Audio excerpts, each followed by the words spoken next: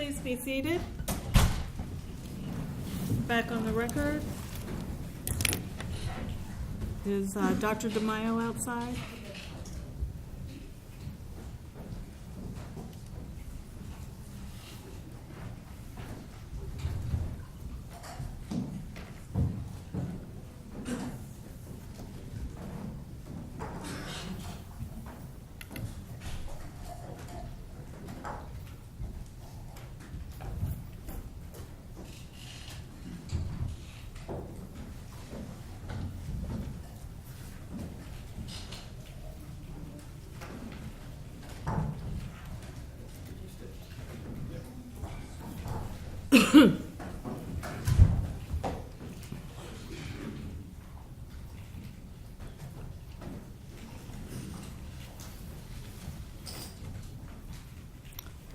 Okay, are we ready to have the jury come back in? We are, Your Honor. All right, let's go ahead and have the jury come in.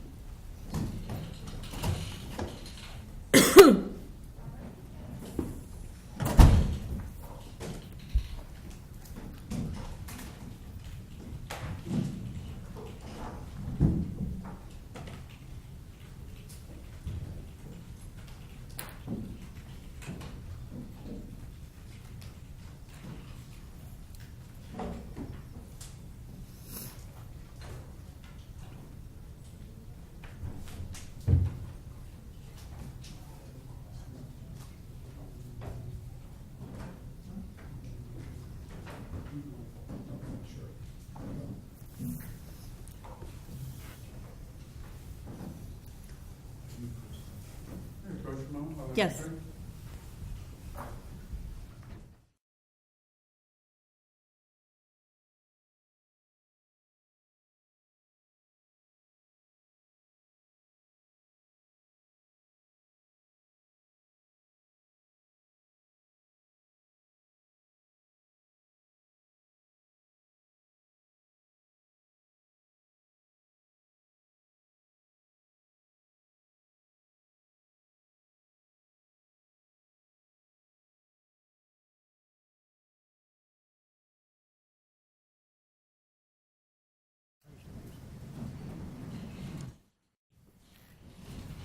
Welcome back, ladies and gentlemen, and while you're getting settled in, I'll go ahead with my questions. If your answer is yes to any of them, please raise your hand.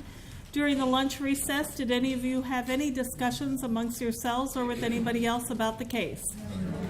No hands are being raised. Did any of you read or listen to any radio, television, or newspaper reports about the case?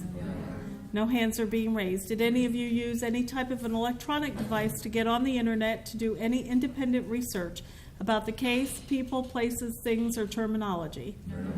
Thank you. No hands are being raised. And finally, did any of you read or create any emails, text messages, tweets, social networking pages, or blogs about the case?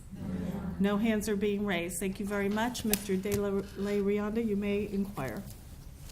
Please support. Good afternoon, Doctor. Good afternoon. You've got a loud voice like I do, so hopefully we'll be able to hear each other. Okay. We also share another thing in common. Now, Doctor, you're not testifying here as to who started what led up to the death of Trayvon Martin.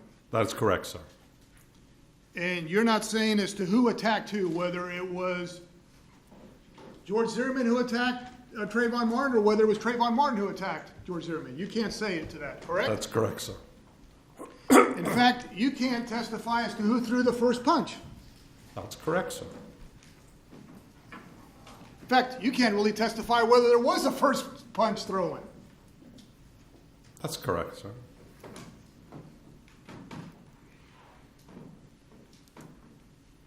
And you can't say whether it was Trayvon Martin defending himself or George Zimmerman defending himself in terms of when this first started. When it first started, that's correct, sir. Your really testimony is only focusing on at the time of the actual shot, correct? Would that be accurate? That's correct, sir. Okay. And you're not stating here, are you, that everything George Zimmerman stated at the statement you saw, the reenactment, is the complete gospel truth? That's correct, sir. I'm just stating the nature of the gunshot wound being consistent with his account of how he shot. Right. But were you aware, sir, that the defendant had given 1, 2, 3, I believe at least 4, maybe 5 statements prior to that one? I believe you had mentioned that to me, sir. I think I mentioned that in your deposition, right? Yes, sir. Now, is there a reason why you only focused on the reenactment as opposed to the original statement that he gave? Well, because I know what the reenactment said, and essentially he's holding to that account. And so what I'm saying is that what I did was I evaluated the objective evidence in regards to this account that's being presented here. Okay. I apologize. I interrupted you. Were you finished? No, that's fine. Thank you. Let me know if I ever interrupt you. I apologize. And I also told the court reporter that I would be slow, and so if you can do the same thing, she needs to get everything down. When we're talking to each other, make sure we don't talk over each other. Yes, sir. Am I correct in stating that you've always believed that the first statement is the most accurate statement? The first statement is usually more accurate than when given weeks or months later. Oh, okay. Because you get that in depositions, you know. I got you. Yeah. Now, you mentioned your prior experience with the medical examiners. You were head of the medical examiners office in that beautiful city, San Antonio. That's correct, sir. That, in fact, when you go to the Alamo and right near there, you can go down and go actually to the water. You go down, what, about, I don't know how far you go down, but you go down somewhat. It's about 2 levels down. You're on the Riverwalk, right? Okay, all right. Now, you mentioned that when you worked there for, what, 15, 20 years, I think? 25 years and 10 months. Okay, didn't mean to cut it short. You mentioned you, as a medical examiner, it was important for you, was it not, to, before you render an opinion, to make sure you understood all the facts, correct? Depends upon the case. You know, some cases you want more information. Some cases it's not necessary. It just depends on, everything's personal. Right. But I guess what I'm saying is when police would bring you a case, the medical examiner, and obviously they bring you the body, Right. and you start doing the autopsy, you'd want to know what all the witnesses said. You wouldn't just pick one witness and say, okay, what did you say? You would want to know what everybody else said to make sure it was consistent with the evidence that you saw, correct? In most cases, yes, sir. Okay. Now, in this particular case, you just focused on the defendant's statement, and I believe you said Mr. Good's statement, correct? I focused on the defendant's statement because that's, as you pointed out earlier in your cross-examination, that's all that I'm concentrating on. Whether it's, so I went to see is if his statement was consistent Right. with what I found, or Right. what was found as the gunshot wounds. The rest, I can't say. Right, because you weren't provided with all the other statements of all the other witnesses, correct? But again, I couldn't say I would have to disregard them in regards to the gunshot wound. Okay. Because the only one present there is Mr. Zimmerman. So you have to go by what he's saying. Well, I respectfully beg to differ with you. There was another person there, wasn't there? Well, there were a couple other witnesses, yes, sir. No, I mean respectfully, the other person there is not among us anymore. Right. That's because he's the only one who communicates. That's Right? correct. He can't speak because he's dead. Yeah. Okay. Were you aware, by the way, that the deceased, the victim in this case, Trayvon Martin, was on the phone with a lady? Yes, sir. You didn't review her statement, did you? No, sir.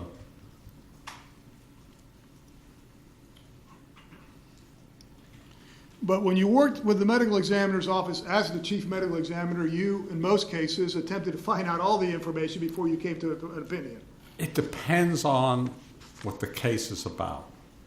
Often the information from the witnesses, it goes more towards the manner of death rather than the cause of death. And in this case, there's no question what the manner of death is.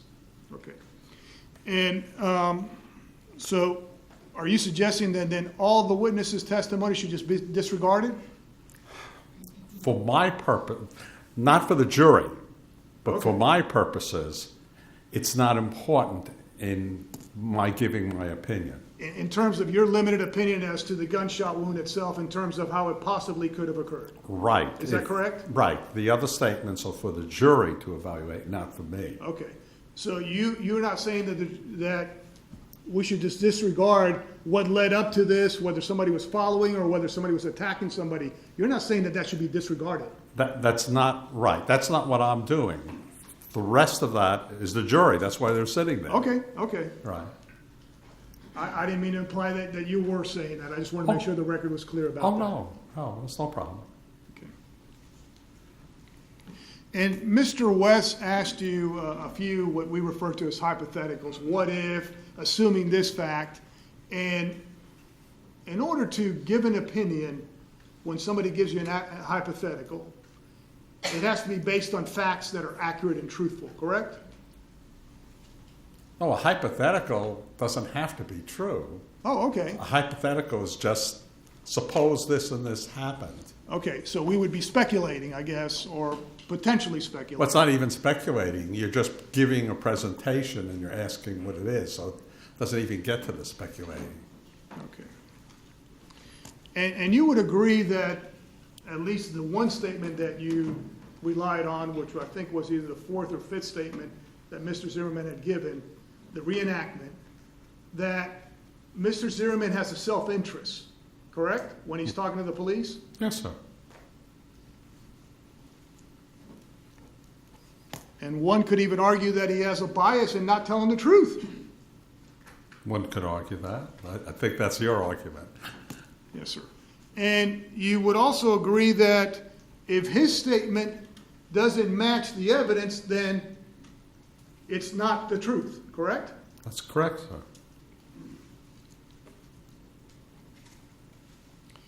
And I guess in what you reviewed, you were aware, were you not, that the only person that was armed out there was George Zimmerman and not Trayvon Martin? Yes, sir. Okay. Were you aware that he wasn't just armed with a firearm, but that he was also armed with a flashlight? Yes, sir. Actually, there's a photograph of the flashlight in the scene photos. May I approach the witness, John? You have the big flashlight. This right here. Yes, sir. Did this do some damage to somebody? It's, Hold yeah. on, I apologize. May I approach the witness, Your You Honor? may.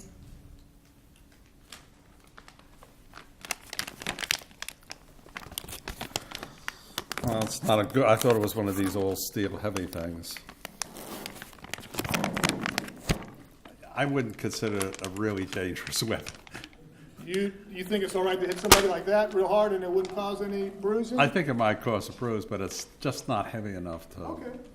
to be of significance.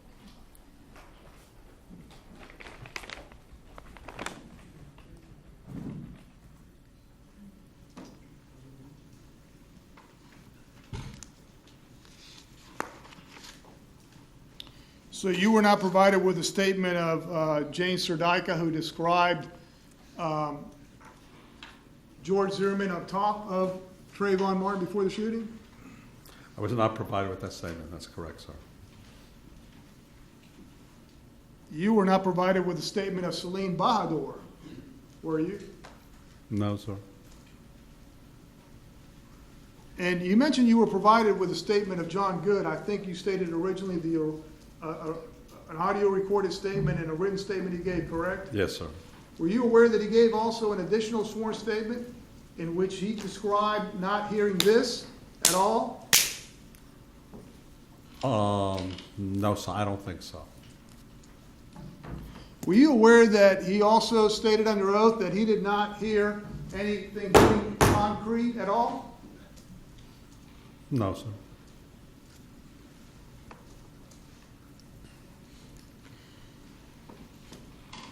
I'm trying to do this chronologically, but I want to go back. I don't want to. I want to go back a little bit about your CV and your qualifications that Mr. West talked about in terms of where you've been and that kind of stuff. You mentioned that. I was curious. You mentioned something about shooting animals. Now, are we saying that this experiment was done while the animals were alive? Following federal regulations, yes.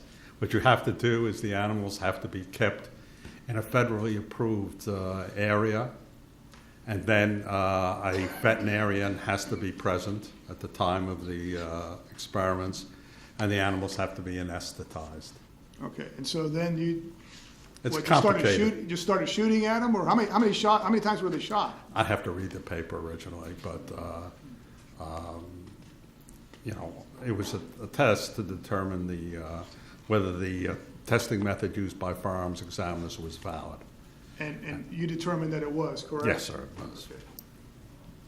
You also mentioned that you've testified all over the world, really, I guess, or part of the world. A couple of places, yes. Okay.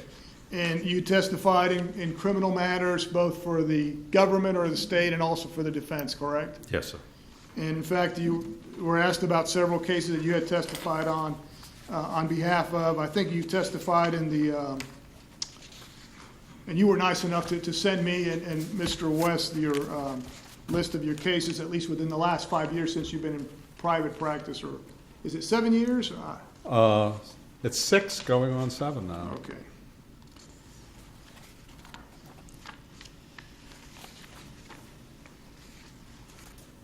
And I think you said, what, over 50 times or so, or do you recall the number? No, I don't think I said a number, how many times I've testified. But again, as I pointed out, most of them are civil cases. Right, and I think one of them you mentioned was the Drew Peterson case, right? That was a criminal case, yeah. Yeah. And then also the Specter case too, I think, right? Yes, sir. And in both of those cases, you testified for the defense, right? Yes, sir. By the way, how much are you getting paid to come testify here today? Same thing I charge everybody, $400 an hour. And how much total have you charged so far? I know you got to take a trip back, but Okay, up to yesterday, $2,400. This is not exactly a complicated case forensically. okay.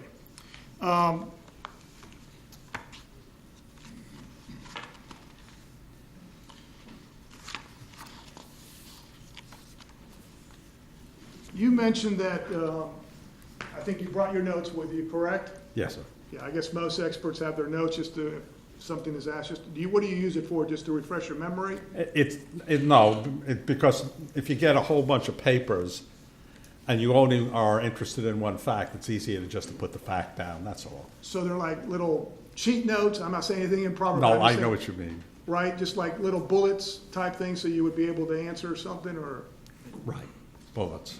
and I think you prepared, what, a 5 or 6 page of notes that you provided to me this morning and to Mr. West? Yeah, 5 pages. Well, it's 5 pages, but it's double-spaced, double-sided in some, so it's probably closer to 10. No, 8 maybe, something like that. Okay. And I think you also mentioned as part of your review of this case, obviously you couldn't be there when the autopsy was done, so you actually reviewed the autopsy report, Oh, correct? yes, yes. And your opinion is in part derived from reviewing Dr. Bowles' medical examiner report, correct? That's correct, sir. In terms of, obviously, the photographs that were taken, but in terms of his findings, shot to the heart, correct? Right, sir. There is no dispute about that the deceased, the victim in this case, Trayvon Martin, was shot in the heart. That's correct, sir. Okay. Now, did I understand you correctly that if you came over here and you pulled my heart out, that I could sit there and walk and talk for how long? 10 to 15 seconds, yes. Okay, so if you pulled my heart out now, I could keep talking and just keep talking and talking and talking and just talking and talking and talking without a heart. That's right. Okay, for And about because 15 seconds or so? Right. It's between 10 and 15 seconds. It's dependent on the oxygen supply to the head. And that's why some of the SWAT people will prefer shooting somebody in the head Right. if it's a situation where the person has like a gun on somebody else. Okay. Now, even though my heart is gone, I would still feel some pain, or would I not? Oh, yeah, you'd still feel pain, but, right. Now, I think you stated that in this case, you believe it was 12 to 15, or what did you say, 10 to 15 seconds, or 5 to... No, what I said is I can't say. Okay. All I can say is that the minimum amount of time would be between 10 and 15 seconds. Okay. And you said the maximum would be up to 3 minutes, did I get that right? Well, I said that in all medical probability, the individual would have no cardiac function after I said 1 to 3 minutes, so 3 minutes is the outside.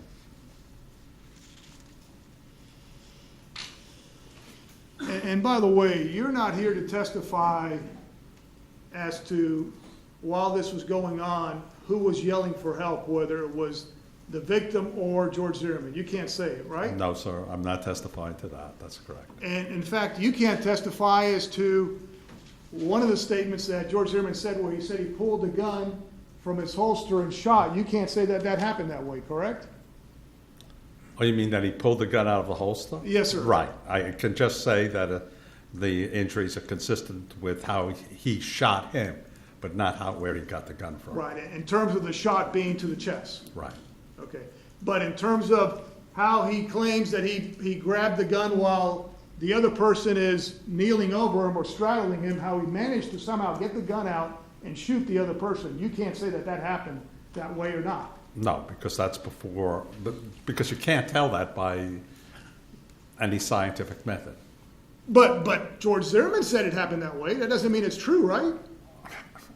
As I said, sir, I can't testify to it, so that's it. Okay. Now, what happens if it was just physically impossible to do what he said happened? I would say it. But you didn't get a chance to review that, and you're not here to testify about whether he took the gun out of the holster the way he did or not. Right, because it's outside my ability to make a conclusion like that. Right, okay. You're just here focusing on the gun and how close it was to the skin or to the sweatshirt, correct? That's correct, I sir. mean, that's the bottom line. In regard to Mr. Martin, that is, yes, sir. Okay. Now, is it not true, sir, that one possibility, as you stated, is Mr. Martin was over George Zimmerman, the defendant, and he was like this, right? George Zimmerman was down on the ground, and Mr. Martin's like this on top of him. Well, he'd be some way over him. I don't know what angle it is. Well, is it this angle?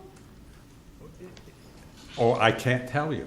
The Okay. reason is because if you put your hand out, since it rotates, if someone was over horizontally, you could shoot that way. If they were at an angle, you could shoot that way, and you still get the path. All that I can say, it's consistent with him being over. And it also could be consistent that they were facing each other, standing up. You asked me that question once before, In and that I position. said the problem with that is the shirt would hang down. You'd have to grab the shirt with the other hand and then grab the shirt and like pull it away this way. But the problem with that is if you then shot through the shirt in that area, when the shirt is let go and put back in position, the wound, because of that, moves over to the side. So the defect in the shirt would be over here if it was pulled this way. Because if you hold your finger on the shirt right here, and then if you pull the shirt this way, you've moved it to where it would be overlying the gunshot to get it away from the chest. So you're saying that Trayvon Martin had to physically be on top, like this? I'm saying that the physical evidence is consistent with Mr. Martin being over Mr. Zimmerman. And is it not also consistent with Mr. Martin pulling away from Zimmerman on the ground, and you would have the same angle, he's pulling away, and Zimmerman shooting him at that time? Yes.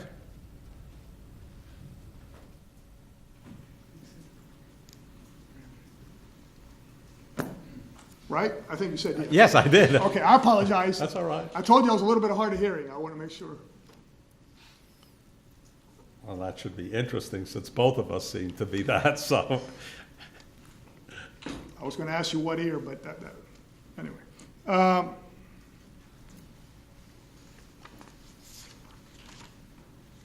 The other question I had is, in terms of possibilities, you mentioned blunt trauma, and I'm talking now about, I'm switching a minute, to George Zimmerman's head, the defendant's head. Right, In terms of that would be concrete, it's a possibility, correct? right. Or maybe like a tree branch, that's a possibility for any of those bruises? If you hit someone in the back of the head with a tree branch. Or yes. if you bump into it? Where? The face or the back of the head? Either one. The problem with tree branches are, if you hit it in the face, they're rough and you would expect an abrasion. Well, didn't he have an abrasion on the face? No, he doesn't have abrasions, don't forget. What did he have on the That, forehead? that's a contusion up there. The skin, if the skin is smooth and shiny, an abrasion is a scrape, like you fall on your knee and scrape. Did he have any abrasions at all? Yes, he did. Okay, He I'm had, sorry. okay. Go ahead, no, finish, please, I interrupted you, I'm He sorry. had a small abrasion on the right side of the nose, and then he had impact type abrasions on the right area, the temple, the left temple, and then in the back he had the 2 lacerations. So I'm struggling with you, we're wrestling, we're doing all that, and then I push you and you hit the tree? Couldn't that have been caused that way? From the front? From the Not- back, whatever? Well, you'd have to have a tree branch there, and I didn't see any. You didn't? But wait a minute. But the other thing is if you just bump your head in, wood gives. Originally, police officers carried wooden batons.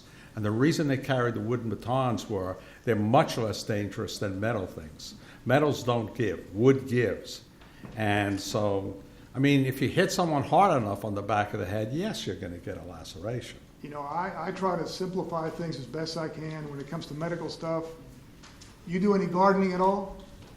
No, my wife does. Okay. I do gardening and I've got a bald head, and if I don't wear a ball cap, sometimes I'll come up and I'll hit my head and there'll be a bruise or something from Yeah, a tree branch. Isn't that possible? An abrasion. I said there are abrasions back here, but what I'm saying is, whatever. Now I've lost my chain of thought. But Yes, sir. You weren't aware, and I'm showing you, Dr. DeMaio, that there was trees out there where at some point, even the defendant acknowledges that there was a struggle of some type near those trees. my understanding of what you were saying was the trees were on the ground, not that. they Oh, were I there. apologize. I'm talking So about I a know, live I tree. saw the pictures and I saw the vertical trees, right, yeah. So, thank you, Your Honor. I think I'll. So that's a possibility, correct? For some, at least some of the bruising, You could have abrasions. one of the injuries due to bumping against a tree, that's correct, sir. Okay. And also, some of the injuries that you described to the defendant, George Zimmerman, could be just from rolling around, and both of them rolling on the concrete, hitting the concrete as they're struggling or fighting, Impact on the concrete, that's what I'm saying, yes. right? I mean, that's consistent with what you're saying, impact Yes. on the concrete. Is that Yes. correct?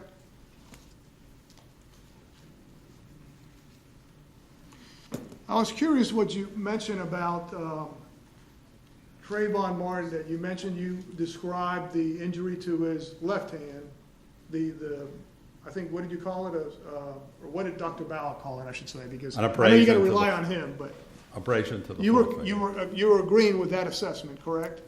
Well, he called it, so I have to go with it. Well, you saw the photograph, didn't you? Yeah, I'm not sure if I did or not. Okay. Well, let's assume, I can show it to you if you want, or, No, go ahead, I'm listening to you. okay. And assuming that's an abrasion, you believe that there may be additional injuries under his knuckles, I think you said? No, those are two separate questions. Okay. One question was whether it's an abrasion, and I said, you know, I can't disagree with the individual who did the autopsy. But I said, the next question was, is if you punch somebody, will you get bruises on your knuckles? And my answer was yes and no. So you might not. You might or you might not. If you really suspect something, they should have made a cut into the hand and then examined underneath. And I gather if the person's still alive, you're not gonna say, hey, let me cut all your knuckles, right?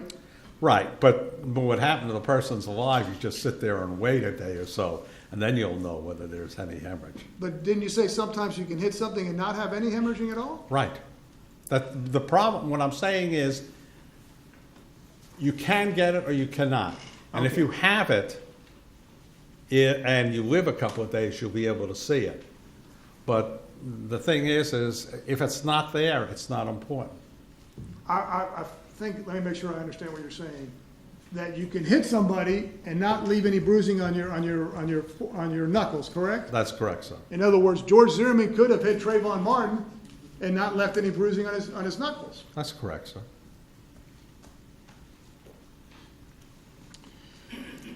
You were asked a bunch of questions, and I think you were showing some photographs of George Zimmerman's head, right? Yes, All sir. parts of his head, and you gave your opinion as to what that is or not, correct? Yes, sir. Would you not agree, sir, that somebody who's familiar with his head, like a doctor that had treated him in the past, or like a physician's assistant would know what's existing there before that day and not in terms of what the shape of the body or the head is? May or may not. Okay. I mean, you don't generally remember the shape of one of your patient's head, especially if you're seeing 20 or 30 patients a day. So, Well, my next question regarding that, would you agree that that would be the best person that would see George Zimmerman alive right then and there what's happening the next day? Would to be able to describe what injuries he had or did not have? in theory, if they do it correctly, yes. The problem is that emergency room records and doctor's records are generally lousy in regards to describing injuries. Very, very lousy. Well, you agree that the fire rescue people do an honorable job in the sense that they know what they're doing, I guess is what I'm saying, Yeah, right? I'm not saying these people aren't competent, but their job is to treat patients, and they have a tendency not to document what they see. And that's why they want to put forensic nurses in emergency rooms to document these injuries, because doctors aren't interested in the injuries. They're interested in treating the patient. Sure, but the fire rescue people are interested in injuries, aren't they? They're interested, just like doctors, in treating a person. Because, like, if you read the records, they mention 2 lacerations. They don't even say where they are, except in the back of the head. Well, Ms. Folgate actually measured it for you, and that's why you were able to detail exactly how little they were. Right, well, 20 millimeters and 5 millimeters. But then they didn't say which one was on the right side, which one was on the left side, or located exactly.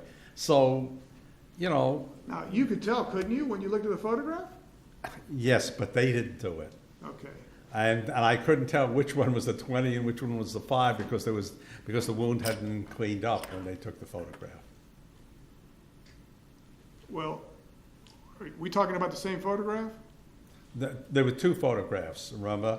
The better one on the back of the head, there was still blood there, and you couldn't really tell which one was the 20 millimeter, which was the 5, because one of them had clotted blood on top of it. Now, you do agree with the treatment in the sense of it didn't need any stitches, right? I agree, but actually my answer should be it's outside my area of expertise. Okay, so because you're it's not quibbling treatment. with that, right? But yeah, but I will agree that they didn't need treatment. You're sticking to your main thing is gunshot wounds, correct?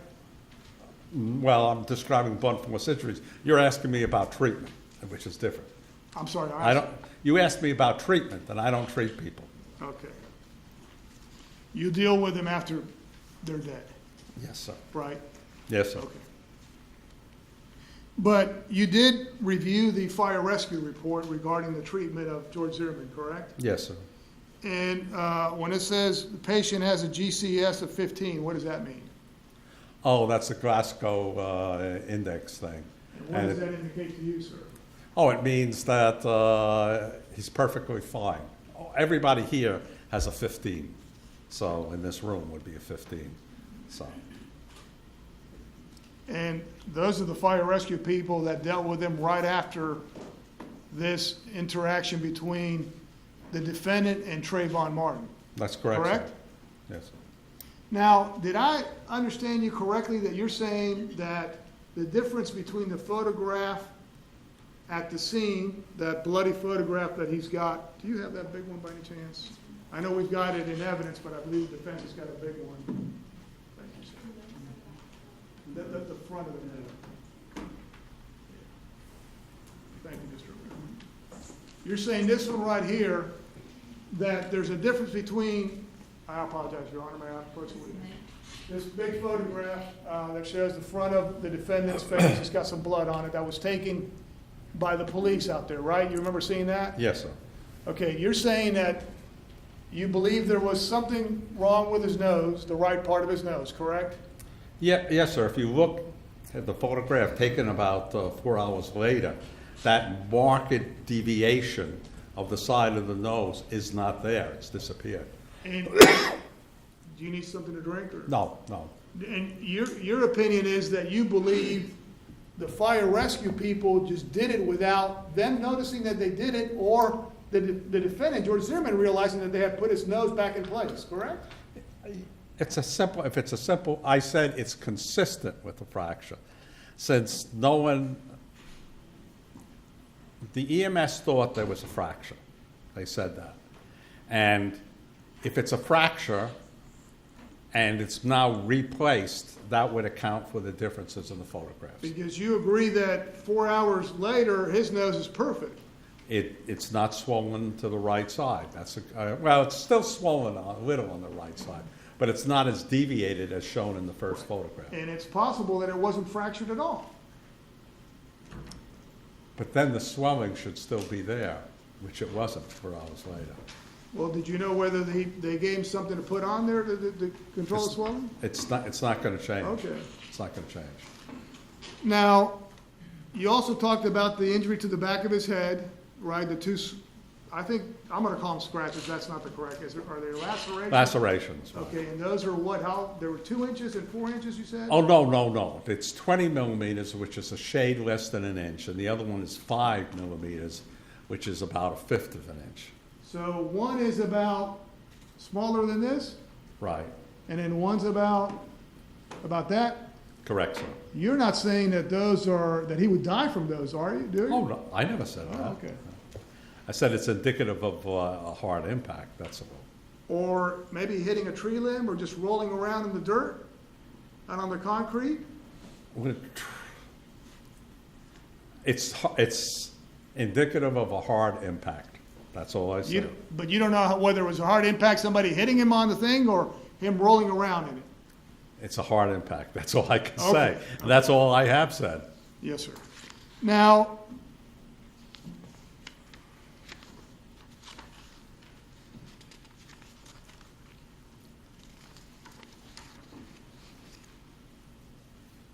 and you were aware that he was offered medical care in terms of going to see a doctor at some point, and he declined to do that? Yes, sir. Correct? Yes, sir. Now, also, I believe Ms. Fulgate and also the fire rescue did not notice any kind of other injuries to the top of his head. Do you think they just missed it? No, there's 2 possible explanations. Is one that the bleeding continued after he was seen by EMS, and so you're looking at something where it's been bleeding for 4 or 5 hours, or they just didn't notice it because they knew there was an impact, they didn't consider it significant. But he went to the That's the EMS. facility, no, he went the next day to the facility where he ran it, where physician's assistant Ms. Fulgate treated him, and she didn't notate all the injuries that you're describing. Well, that's the problem that forensic pathologists pull their hair out from, is that the medical personnel just don't describe injuries properly. Okay. Which is nothing bad against them, because their job is to treat people. My job is to look at injuries, not treat. The other thing that I wanted to ask you about this is, may I approach the witness, Your Honor? The photograph that was taken at the scene, Yes. I'm sorry, of the defendant, I apologize, where he's got blood there, right? Right. Okay. I put my hand over that, right? Okay. Yes. What do you expect my hand to have on it? Blood.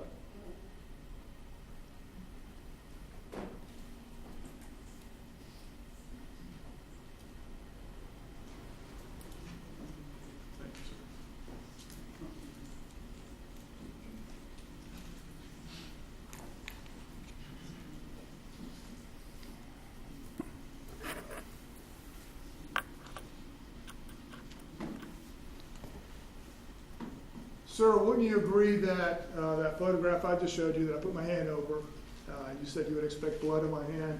Wouldn't you agree that if he was bleeding like that the blood, if he's standing, the blood will go down, right? I'm assuming. If he's bleeding from the nose? It depends how profusely, but eventually it'll go down, right? Okay.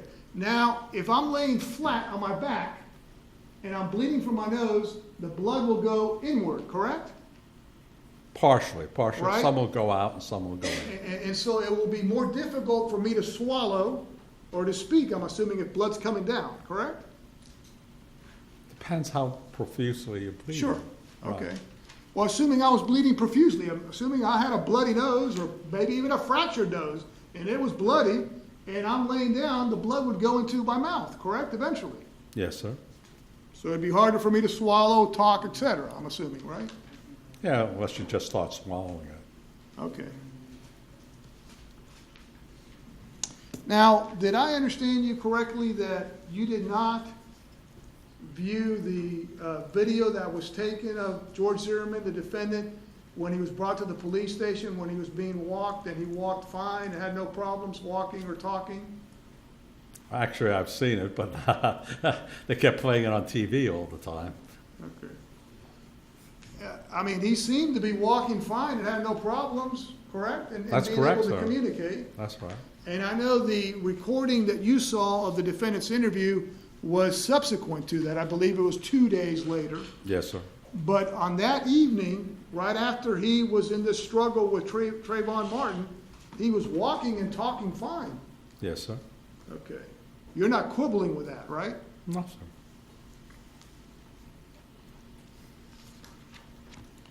And you agree that there is actually no witnesses to the actual shooting other than the person charged with the crime, George Zimmerman, and the person that's dead? That's Correct? correct, sir.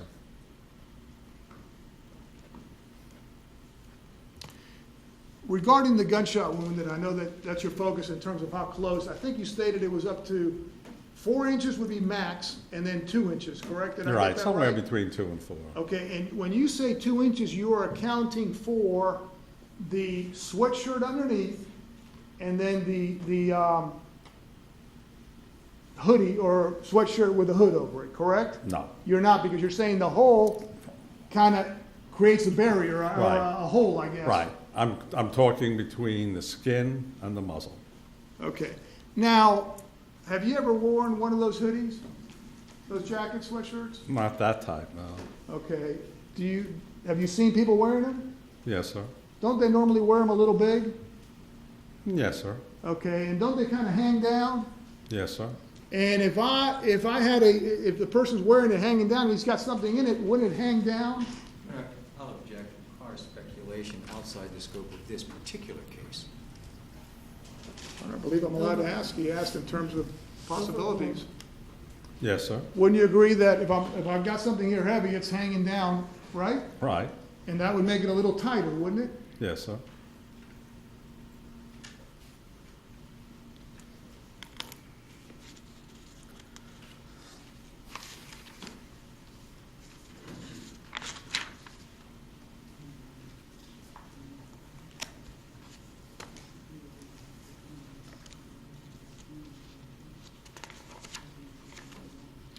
You were asked about the DNA, and I know at some point you were head of the lab. I think it was in Texas too, wasn't it? Yes, sir. Okay, and you were asked about the DNA and about the possible packaging or improper packaging. I think you were asked about what the proper way is and what it's not, correct? Yes, sir.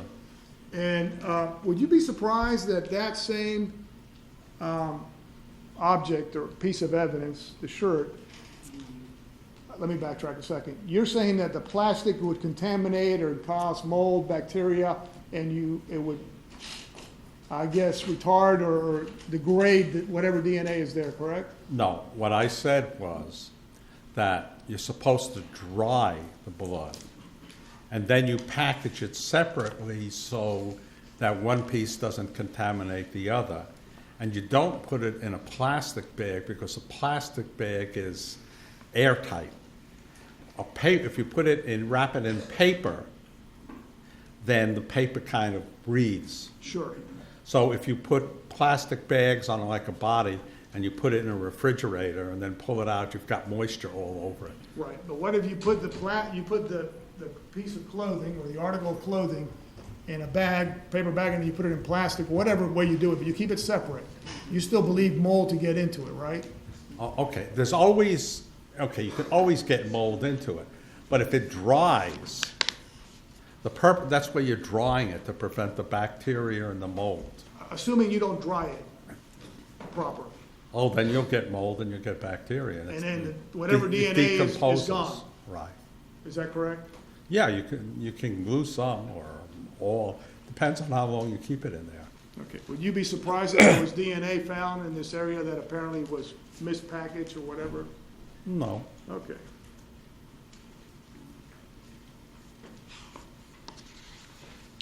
You said you did review also the firearms report, is that correct? Yes, Now, sir. at least that was from FDLE, and you agreed with that in the sense of the findings in terms of the range and all that stuff, and stippling or soot or gunpowder, whatever words we want to use. She just describes soot and a few unburnt grains of powder, right?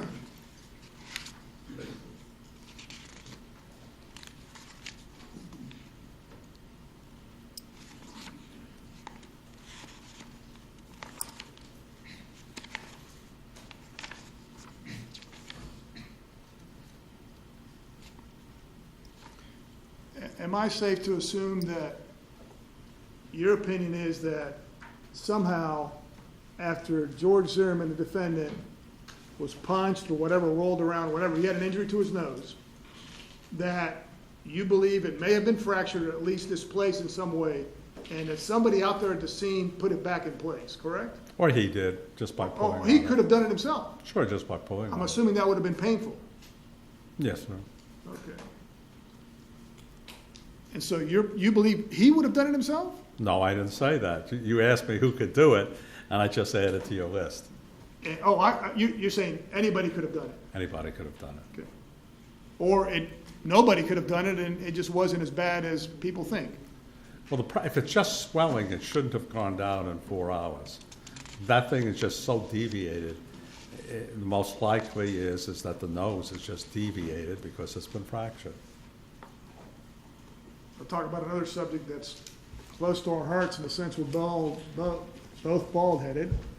In fact, I've been referred to as that bald-headed dude. I don't know if you've ever been called that before, but my question is, when we bleed there, tell us about the bleeding. It's very profuse, isn't it? Because Well, scalp bleeding is always profuse because the scalp has a lot of blood vessels in it. more than other areas of the body potentially? Yes, sir. And why is that? I have absolutely no idea. That's how the design is. You know.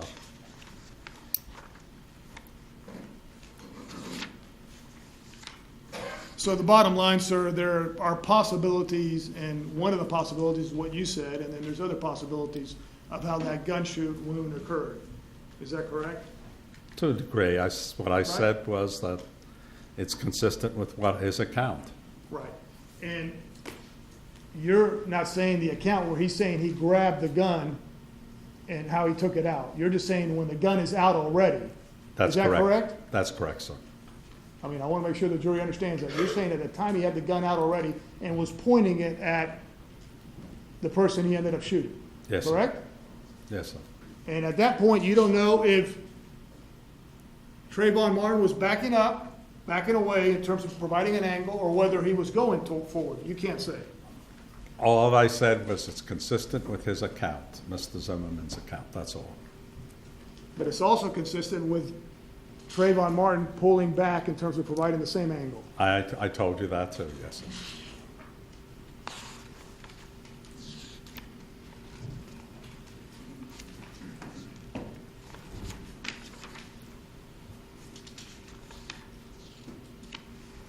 And I think, I apologize, I already asked you that. You're not here testifying about the holster, how that works, and the reason I ask is because you are, I don't want to say a firearms expert, but you are an expert regarding gunshots.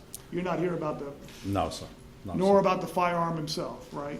Not about the firearm either, no, sir.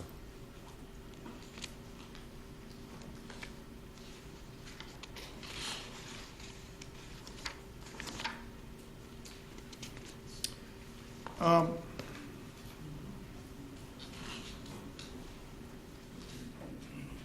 if the hoodie or the sweatshirt with the hood on it, do you need some water or something?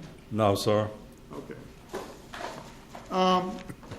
If the shirt's baggy, people are still able to grab it. In other words, it's still going to grab in terms of being bagged, right? If it's big, correct? Yes, sir. Okay.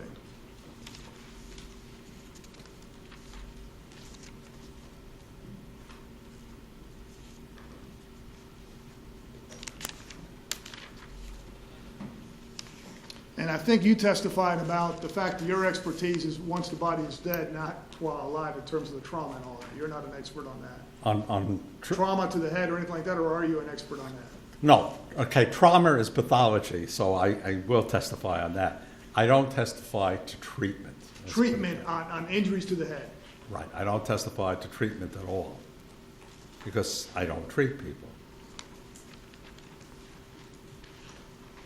Now, were you aware that out there at Retreat at Twin Lakes, where in the area where this happened, that there's also, in addition to the concrete, walkway, there's also sprinkler boxes? Did you see any of those in the photographs you were I didn't see provided? any of those in the photographs, no, sir. Okay, or you mentioned knuckles too, or fist, correct? It's a possibility, correct? Yes, sir.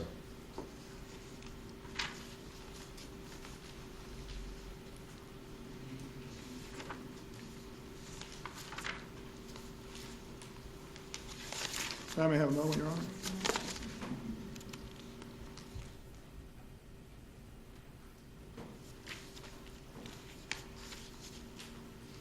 Do you know whether George Zimmerman's right or left-handed? A right-handed.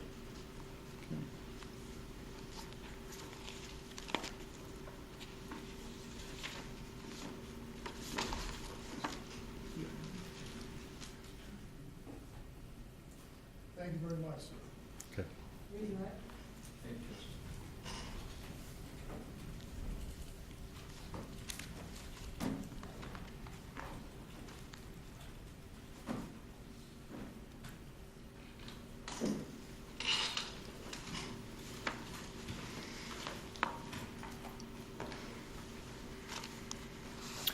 Dr. DeMeyer, the notes that you prepared to Yes. assist you today in testimony, do they contain a summary of some of the measurements, for example? That Trayvon Martin was 5'11" feet inches and Right. weighed 158 pounds. That's correct, sir, yes. That his body mass index would be 22, which would be right in the middle of the normal range for a person his size. That's correct, sir. For example, you would have indicated that the location of the gunshot, That's the leading nature of the questions. Sustained. would you have indicated for quick reference where precisely the gunshot wound was on Mr. Martin's body, for example? Yes, sir, I put that down. Do you need your notes to form your opinions once you have the facts before you? Oh, no, no. Do your notes include several pages of the photos that you think were the most pertinent in assessing the trauma to Mr. Zimmerman? Yes, sir, 4 of the pages are just photographs. Have we shown those photographs here? Yes, sir.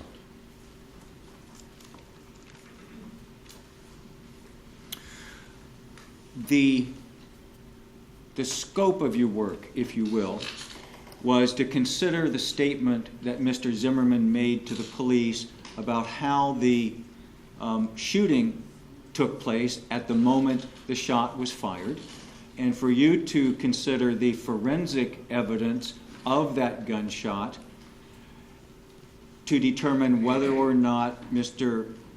Zimmerman's statement about what happened is consistent with the physical forensic evidence. Leading and compound question. Do you understand the question? Yes, Okay, you may answer. yes, sir. To do that, is it necessary in your mind to review every witness statement, regardless of whether they saw the actual moment when the shot was fired? That's correct, sir. I have to interpret the objective evidence. I'm not going to base my opinion on the witnesses because witnesses are wrong all the time. Have you had occasion where you reviewed witness statements, people who claim to have seen something with their own eyes that was absolutely contradicted by the physical evidence that you knew to exist? All the time.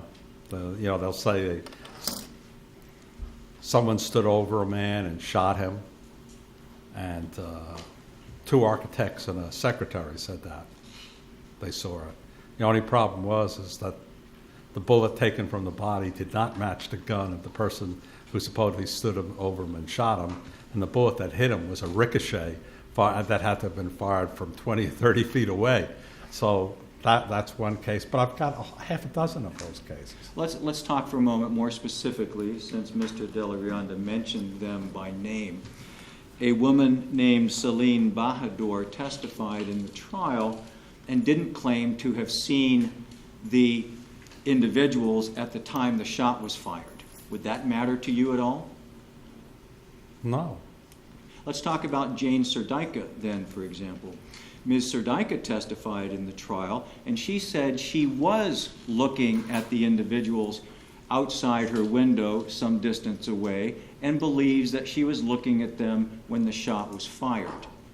What she described was that at the time the shot was fired, Mr. Zimmerman was on top of Mr. Martin. Objection, leading, and mischaracterization of the facts. Can I finish my question, please? Well, if it's a mischaracterization of the facts, I need you to rephrase your question. It's not, Your Honor. I guess That's for the jury to determine, so please rephrase your question. Okay, sure. Ms. Serdyka said she was looking out the window and that she believes she was looking at the individuals when the shot was fired. She said that at the time the shot was fired, that Mr. Zimmerman was on top and that Mr. Martin was face down. Is that possible given the forensic evidence that you know in this case? No, sir, it's not possible. Mr. Martin wasn't... He's shot in the front, so... So would her statement have done you any good in this case? No, sir. In fact, that would be an example of how an eyewitness, no matter how well intended, just gets it wrong. Yes, sir.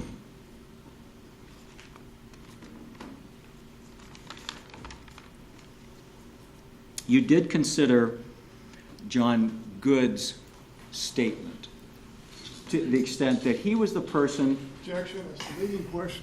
Sustained. John Good testified at the trial that when he looked out his back door, he saw the person later identified as George Zimmerman on his back on the ground, and that he saw Trayvon Martin straddling him on his knees, striking Mr. Zimmerman in some sort of MMA style. And then he went back inside, and some seconds later, the shot was fired. Is the position that Mr. Good saw Trayvon Martin straddling and striking Mr. Zimmerman, with Mr. Zimmerman on his back, consistent with the forensic evidence that you found at the time of the shot? Yes, sir. That statement, I take it, is separate and apart from Mr. Zimmerman's statement describing essentially the same thing. Right, but again, I would not have used that to give my opinion. I have to use the physical evidence in conjunction with the statement of Mr. Zimmerman.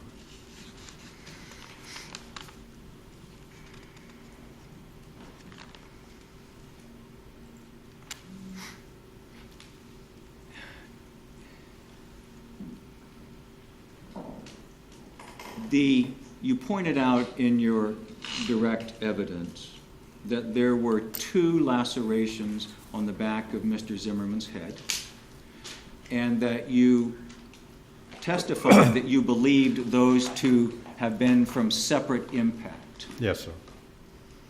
Because you could see the sort of valley in between. Yes, sir. Those were the 2 blows that created the laceration. Right, and in addition, they were so separate that if you impacted one, you couldn't get the other one. So there were two reasons. Your testimony was that was consistent with having Mr. Zimmerman's head struck at least twice on a surface like concrete. Objection is to the leading nature of these questions. Setting the stage for the question. Well, but they're all still leading. You need to rephrase your questions.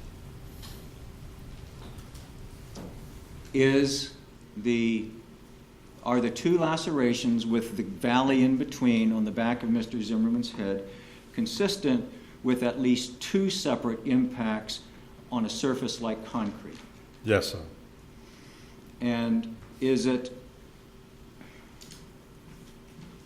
I'm trying to figure out a way to ask you about tree branches. And, were there any big tree branches that you knew in the vicinity of where this happened that were on the ground that could have been used as a club? No. What you have is tree trunks, to be quite strictly speaking, but there's no tree branches that I could see. That's why when I first answered the question, I said there were no tree branches. So there aren't. for Mr. Zimmerman to have received those lacerations on the back of his head because of impact with a tree trunk, what would have had to have happened if in fact that were possible? You'd practically have to be upright, sitting maybe, because you're going to have to hit the trunk. And you'd have to go back violently against the trunk on the two occasions. So it would still be blunt trauma to the back of the head twice. Or it could have been from hitting his head on the sidewalk. Objection, Right. leading and argumentative. Well, overruled as to argumentative, all overruled as to leading. Please make sure you phrase your questions correctly. Is that scenario much more plausible and consistent with the physical evidence? The cement is more plausible, especially when you look at the injuries on the side of the head, which wouldn't be tree trunk because you've got a pattern of punctate abrasions. You commented, of course, that there's a different role that some professionals play in dealing with someone that's been injured. Yes, sir. Whereas you may have a forensic approach, a treating doctor or PA may have a different objective. Now, their objective is to treat somebody. My objective is to document the injuries and interpret the injuries. And, they don't care really, which is fine because their job is different than my job. And that's why they're pushing forensic nursing, to put forensic nurses in emergency rooms to document the injuries correctly because they're trained to do that. But nobody wants to spend the money. You had an opportunity to review the physician assistant notes that Ms. Folgate took the next day? Yes, sir. And did you notice in the notes that she documented what generally would be known as black eyes? Yes, sir. Is that consistent for something that shows up later after receiving a blow to the nose? Since it's secondary blackening of the eye, it shows up later. If you punch the eye directly, it'll usually show up immediately. If you punch the nose, the blood generally leaks into the soft tissue of the eye. And so that shows up like the next day or a few hours later. It would not be surprising to you that someone who had sustained the blow to the nose that's shown in the photos the night of February 26th, that there might be associated black eyes the next day? No, it wouldn't be surprising at all. Regarding the issue of whether or not Mr. Zimmerman's nose was actually deviated or whether it just had some swelling that went down later, is that significant in whether or not he got punched in the face? He'd still been punched in the face. The reason I say that there's a probable displaced fracture is the next photograph is 4 hours later, and that so-called swelling is gone, which most likely represents the fact that the nose was displaced, and now it's been put back into position. within the range of medical possibilities. Is it possible that maybe his nose wasn't deviated, or if it was fractured, it wasn't deviated, or does that matter in the sense of whether or not he got punched in the face? No, he's obviously been punched in the nose, and he's been hit in the forehead. That's the injuries up here you're talking about? Yes, sir.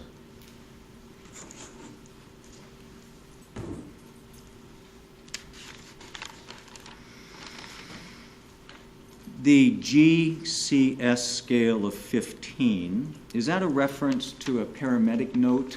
Is that what that? No, it's probably is an area on the form where, a 15 means they're walking and talking and breathing, and they got heart rate, and they're not really bad.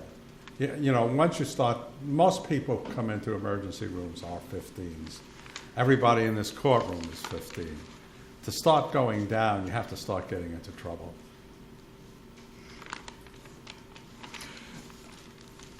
No, I take it you're not claiming in some way that Mr. Zimmerman wasn't able to walk or talk that evening, notwithstanding his traumatic injuries.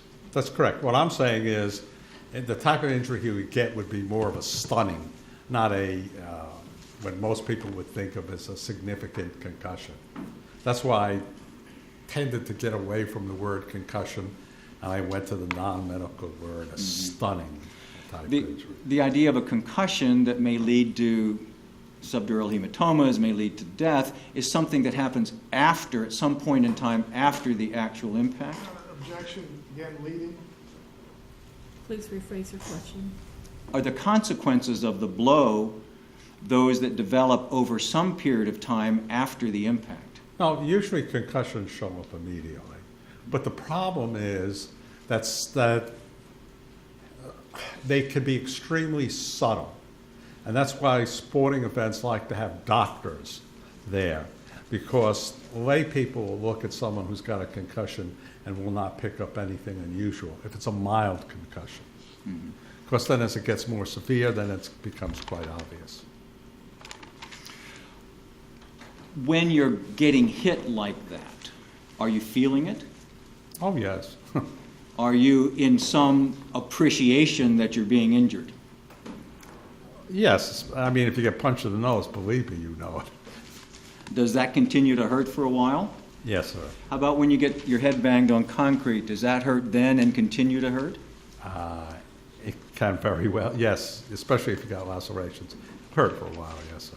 Would someone at that moment, when this is actually happening to them, be able to know whether or not what was happening to them was life-threatening? No, because they're stunned, and and you're in pain and you're in fear, so you can't interpret. You even looking at them outside, someone looking at them can say, "Oh, they're all right," but it happens all the time. People they think they're all right, and then they die a few hours later. Mm-hmm. That's why the police in this case should have taken Mr. Zimmerman to a hospital, not to the police station. Because if he had died in the police station, they would have been sued, and the family would have won the lawsuit because he had head injuries, and that means you take him to the hospital. Even if there's not evidence of a concussion that he's stumbling or falling down or not able to talk? If you have had head injuries like that, you go to an emergency room. You don't play around. If people die in jail like that a lot of times. Mm-hmm. And the jails always lose the lawsuits, I'm going to tell you that. Mm-hmm. So if someone is in the process of being hit and having their head struck on surface like cement, they're having this stunning effect and the pain associated with it. In the moment of that, not knowing when it's going to stop, are they able to say, I can take 3 more of these before I need to do something about it? Leading and argumentative Same. speculation.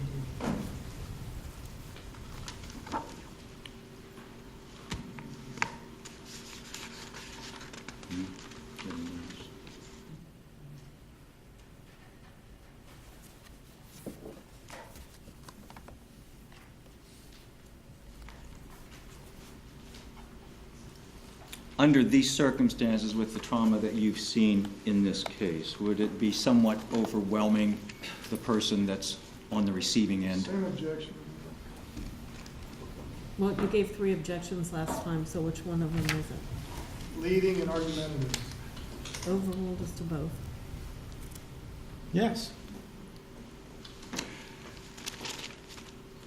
There were some questions about the packaging of the evidence, and especially if it's wet and has biological material on it.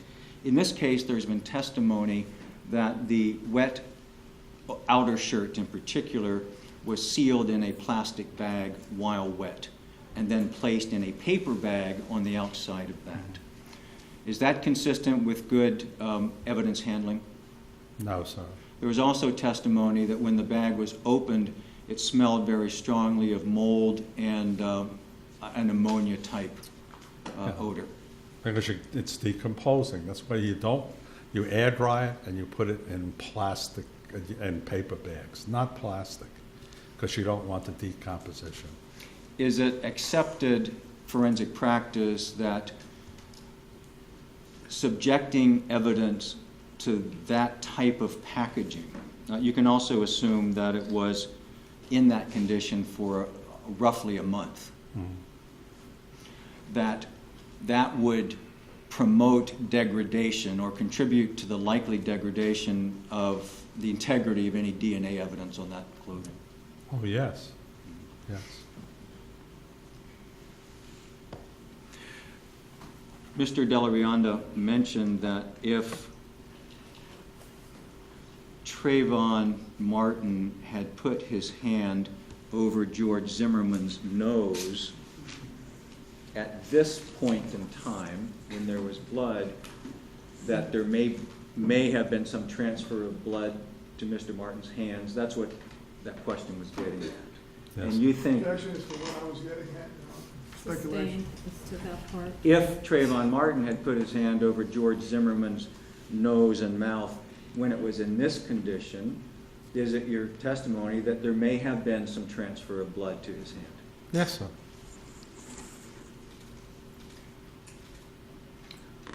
I take it you would have no additional information as to whether or not Mr. Zimmerman's nose was actually bleeding at some point in time during the incident. That's correct. I mean, you get an impact to the nose. You'll eventually bleed, but I can't tell you if you're going to bleed immediately or not. Just depends on what's And injured. where that blood goes may depend on the position that your head is in. Yes, it does.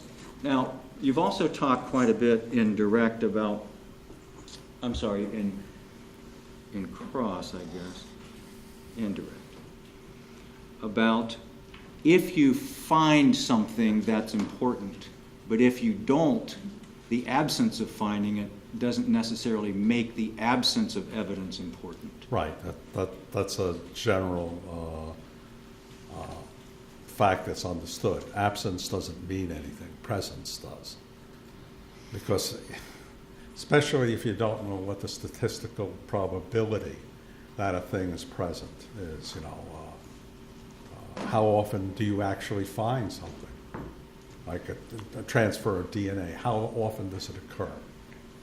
And you have to know that before you can even give a probability. If you haven't done that, you can't even give an opinion. Do you agree that environmental conditions can affect whether or not DNA is present on physical evidence? Oh, yeah. For example, in this case, you can assume that it was about 3 hours from the event until Mr. Martin's body was transported. And during that time, while it may have been, the body may have been covered with a blanket or covering on the outside, there was a period of time when the body and his hands were exposed to the elements. Right, and then it's also how you enclose the body. Do you wrap it tightly or do you put it loosely? Again, putting it in plastic containers, plastic tends to rub and be stiff. So, if it's there, it's significant for most things. If it's not there, It's usually not significant. You may also consider on that issue that there's been testimony that the weather conditions varied from a light drizzle to a heavy rain during these events. And would the fact that it was raining to some degree, could that also affect whether or not there's biological or DNA evidence collected from Mr. Martin's hands? That's true. And you know, or how the hands were handled and things like that. Or perhaps even if they may have been washed prior to being photographed? That's why the forensic pathologist is supposed to be with the body from the time it comes in. You should always be there. You should never leave the body, even if you have assistants helping you. You don't leave the body. You wouldn't trust your assistants to do, well, I guess what you're saying is while you may trust your assistants to follow the protocol, you would confirm and verify.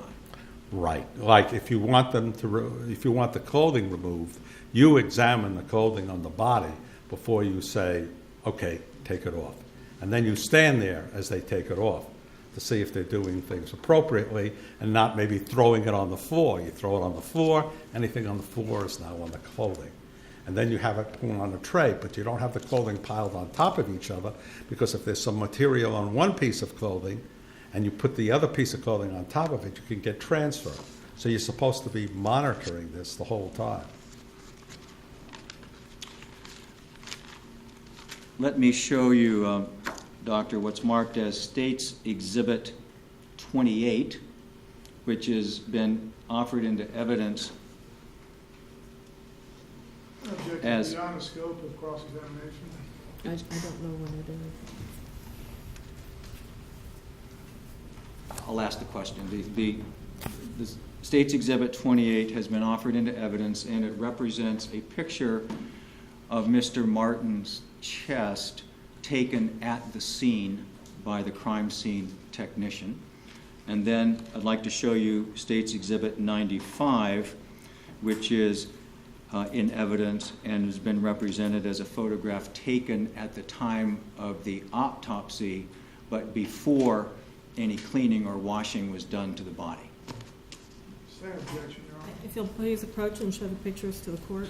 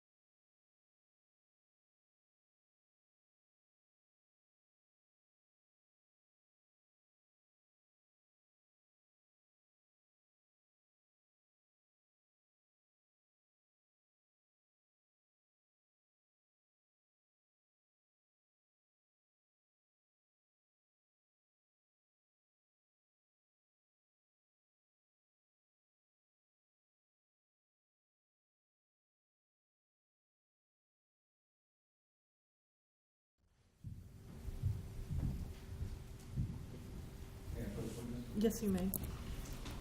State's Exhibit 28 was taken at the scene. And if you would note whether there's any blood present in that photograph. Yes, there's some blood around the nipple. And if you would look at State's Exhibit 95, which was represented as being taken at the time of the autopsy, but before the body was cleaned. Do you see any blood in that picture? No. In the original photo, there's a stream of blood running down from the nipple, down from the wound to the nipple, and that's missing in this photograph. Evidently, someone cleaned it. Yeah, it's been cleaned. Objection is to argumentative and speculation. Sustained is to speculation, overruled is to argumentative.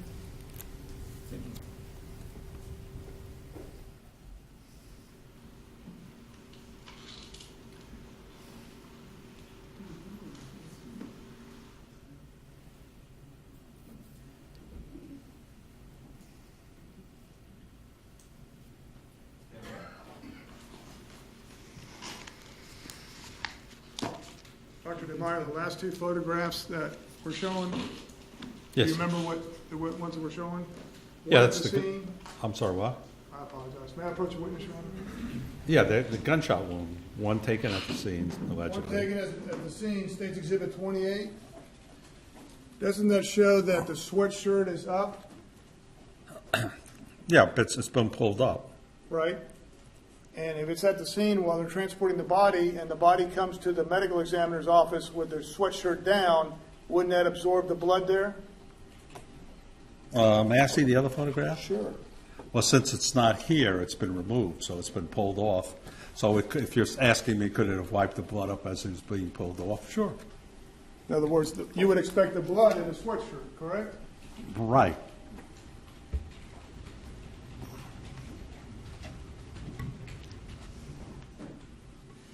Now, you were asked a bunch of questions by Mr. West. You agree that Mr. West testifying is not evidence, correct? Yes, sir. Okay. And would you use Mr. West's statements to form your opinion? No, sir, I used the autopsy report and the laboratory reports to form my opinion. And the autopsy report, that was the one that you mentioned prepared by Dr. Bell, correct? Right. And the photographs plus the firearms report to form my opinion. Yes, sir. And you agree there was an absence of any x-rays or other actual proof of a broken nose, correct? That's correct, sir. And you agree that there was absence of documentation of any kind of concussion or brain injury or brain bleeding, correct? Oh, yes, sir. And you agree that there was absence of any proof of anything being washed off the victim's body?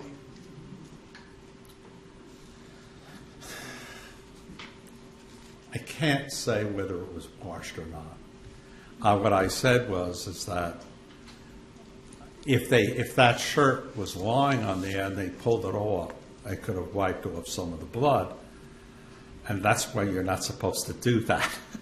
You're supposed to take the photograph of the wound intact before you clean it. And so there was a big no-no there, Okay. either way. Are you saying that at the scene, the medical examiner personnel should remove the clothing of the victim, or should the clothing remain on the victim until he's transported to the ME's office? No, what I'm saying is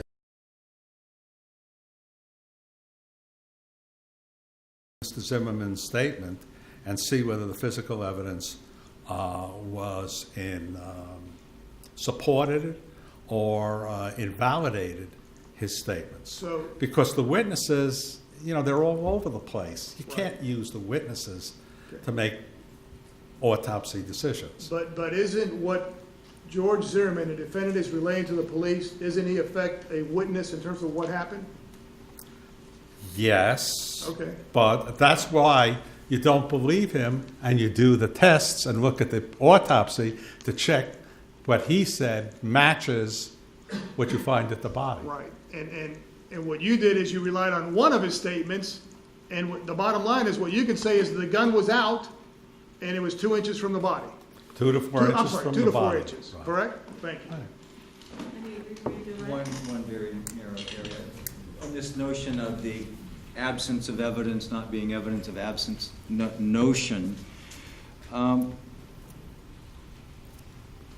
if Mr. Good didn't testify that he heard George Zimmerman's head hitting cement like this in some way, does that in any way mean that Mr. Zimmerman's head didn't actually get hit on the cement?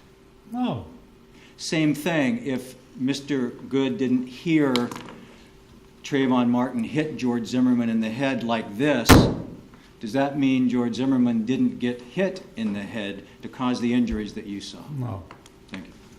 Thank you. May Dr. DeMaio be excused? Yes, Your Honor. Mr. West, may Dr. DeMaio be excused?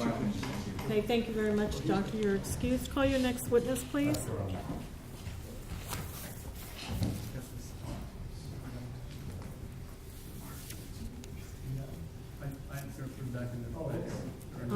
Your next witness is? I'm sorry, Your Honor.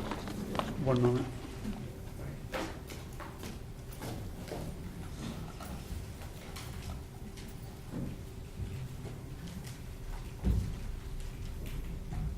Mr. Bonaparte, Your Honor. Sorry for the delay. And his first name is? Okay, we'll ask him when he gets on the stand.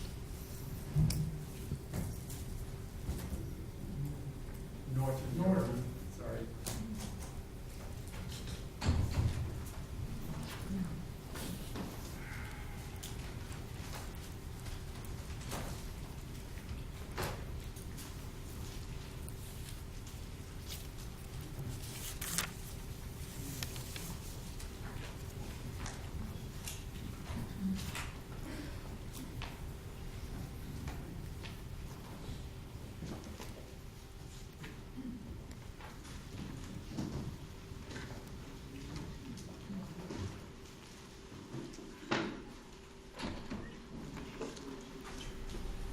Do you solemnly swear from the testimony presented will be the truth, the whole truth, and nothing but the truth, so help you God?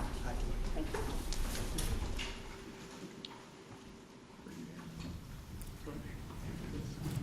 May we approach him Yes. very briefly?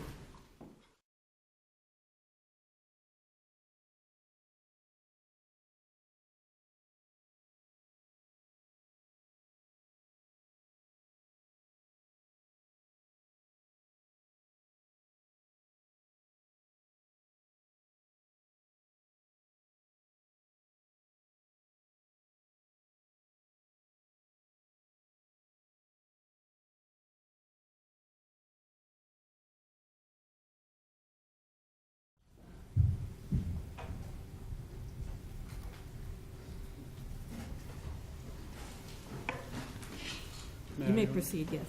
Thank you. Good afternoon, sir. State your name, please, Norton N. Bonaparte Jr., and your occupation. City Manager, City of Sanford, Florida.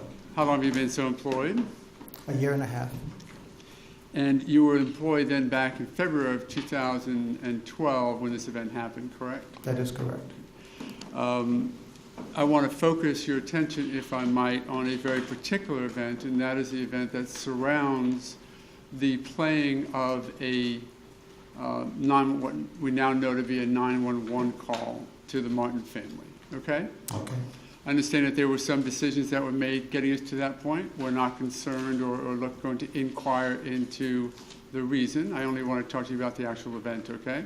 Okay. I'd like you to focus on that. My understanding is, and if I might be given some leeway to lead a slight bit to focus the witness, my understanding is that that a decision was made to play the tape for the Martin family, correct? The decision was made to play a number of tapes. Correct, including, and I know that there were several tapes that were played. Those were police evidence tapes of the investigation surrounding this event, correct? There was the 911 and the non-emergency number. Yeah, several of them, correct? That's correct. Okay. I want to focus your attention particularly on one, though I realize that several were played. When the decision was made to play those tapes, who actually took care of the process of playing the tapes? It was the mayor's office, and it was myself and the mayor. Okay, so both you and the mayor actually did the physical playing of the tapes, correct? To the best of my recollection. Okay. Was there any conversation with law enforcement before that as to how to accomplish the playing of the tapes for these witnesses before it happened? At that point, they weren't witnesses, they were parents. Is that a no? Please repeat the question. Yeah, okay. The question was whether or not you had any conversation with law enforcement as to how to play these tapes to these people. You say they weren't witnesses, let's just call them people. Were there any conversations with law enforcement as to how to accomplish this playing of the tapes, yes or no? No. Okay. So that did you and the mayor just decide on your own as to how they would be played? The decision was made to make them public, the purpose of showing them to the Martin family so they heard it first as a courtesy to the family. Absolutely. I understand both the courtesy and the sensitivities that you were dealing with, sir. My focus is a little bit different than that, however, okay? Here's my focus. Okay. When the actual decision to make the tapes play for the Martin family, was it your decision? Was it the mayor's decision as to how that would occur? The decision was made just to allow them to hear them. Okay. Was there any consideration given to the idea of playing them to those individuals separately, one separate from the other, so as to not infect their view or what they heard one to the other? And no, there was not. So the way that it occurred, then we know from other testimony, was that the tape was played, and again, I know that there were several tapes. The tapes were played with the entire family present in one room, correct?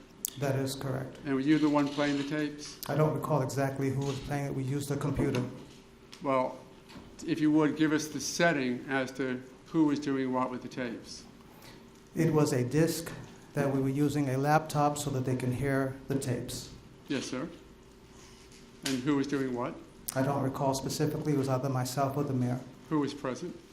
The mayor, the Martin family, and the attorneys, Mr. Crump and Miss Natalie Jackson, and the Trayvon's brother, and then there was another individual, and I don't know his name. Was there any law enforcement present? No. Was that a decision that you and or the mayor made to keep law enforcement out of the room? We had asked the family, I asked the family if they wanted law enforcement, and they said they'd rather have law enforcement not in the room at the time, and so we obliged their request. And did you discuss that with Chief Lee in regard to his desire to be in the room? At that point, we just informed the chief as well as the other officers to not be in the same room. Do you recall how many times the tape was played? Which tape? Let's focus on the 911 tape that had these screams for help on it. No, I do not. Were you there for all the times that it was played? I was in the vicinity. I wasn't always in the room. Okay. Was either you or the mayor, that's Mayor Triplett, correct? That is correct. Was either you or he in the room at all times the tape was being played? I do not recall. How many times was the tape played while you were in the room? I do not recall. More than one? The tape that has the screams, yes, that was played more than once. And was that at the request of anyone in particular? I believe it's at the request of the family. Anyone in particular in the family? I do not recall. Did they give you any reasons for why they wanted to hear it more than once? I think they just wanted to hear it again. Did you record or take any notes as to any responses they had regarding what they heard on the one tape of particular concern? No, I did not. Did you record the event of this happening in any form or fashion so that law enforcement or others might have it? No, we did not. Was it recorded by audio or video? No, it was not. Was anyone there like a court reporter just to document exactly how it occurred? No, it was not. Was any consideration given by you or the mayor at all to do it in a fashion that could record it should law enforcement or anybody else need it for future purposes? We were releasing it to the media that evening, and we just wanted the family to have the courtesy of hearing it first, and we did not have it recorded. Okay, and I'm sorry, so I don't mean to banter with you. My question was fairly specific as to whether or not you gave any consideration to the concept of recording it so that if law enforcement or anybody else in the future needed it, it would be recorded. That event of the first time half a dozen family members listened to that tape was recorded at all. Is that a yes or a no? It's a no. Just a moment, Your Honor.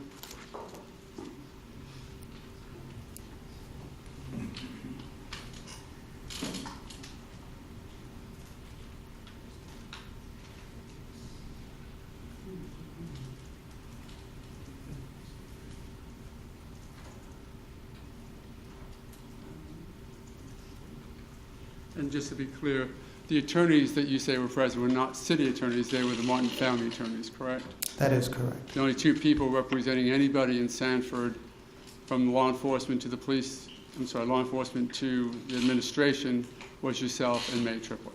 That is correct. Nothing further, Your Honor. Thank you. Thank you, Carl. May I proceed, Your Honor? Yes, you may. Mr. Bonaparte, the bottom line was that it was the decent thing to do to play it for the family before it was released to the public, That was our intent. and that's why it occurred the way it did. Is that correct? That is correct. Thank you, sir. Any redirect? No, thank you. Thank you. May Mr. Bonaparte be excused? Yes, sir. Thank you very much, sir. You are excused. Please call your next witness. I hate to approach. There's a witness that we want to appear in a unique way. I want to talk to the court about that, if I might. And I didn't know if this might be a time for the jury to take a break at 3:10. Well, why don't you approach first and find out?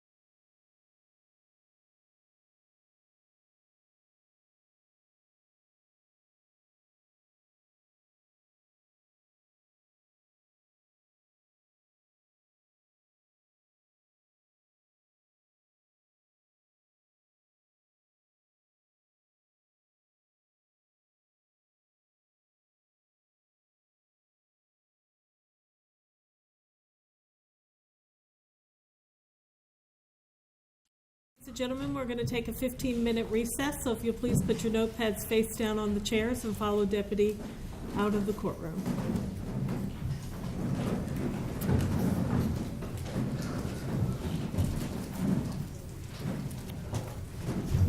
Doing okay?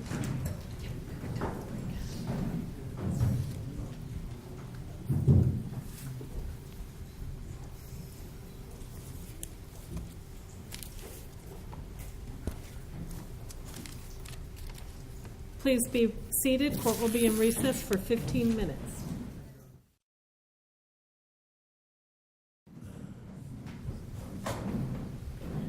Please be seated. We're back on the record. We have a witness on an iPad, ready to go. We are just trying to get this witness on that screen, and we're close, I think. Okay, and the witness knows to have the do not disturb on there. Yes, actually, we've used a program that isn't susceptible to that. All right, so we'll wait for the jury to come in until we have this up and going. Yes, Your Honor, I think that would make sense. I'm going to just for the record purposes, have to be made in front of the jury. Obviously, this is a compromise of how this witness is testifying, but it's one that the defense is requesting. The state has acknowledged or agreed to it. And my client have just discussed with him, and he is okay that we present this witness through this fashion. Okay, is that correct, Mr. Zimmerman? Okay. Yes, sir. Okay, thank you very much. You could be seated.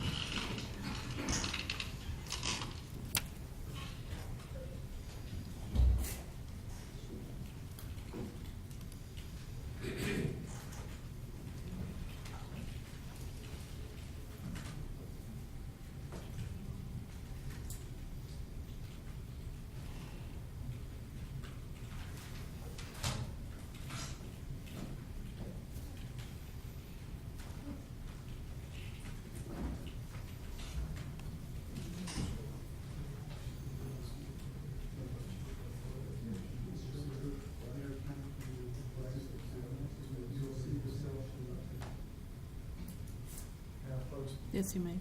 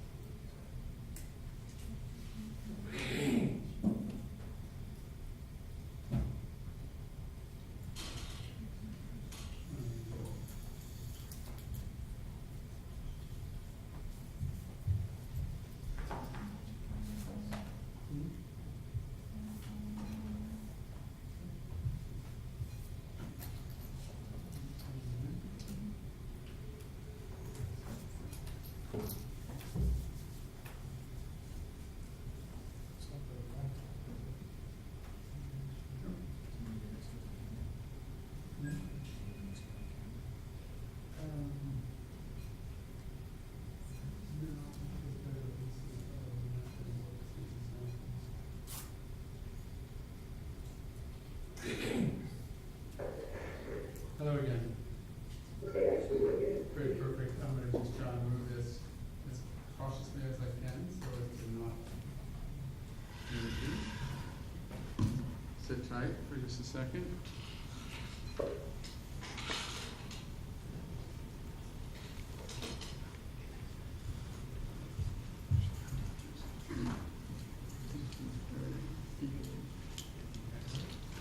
Okay.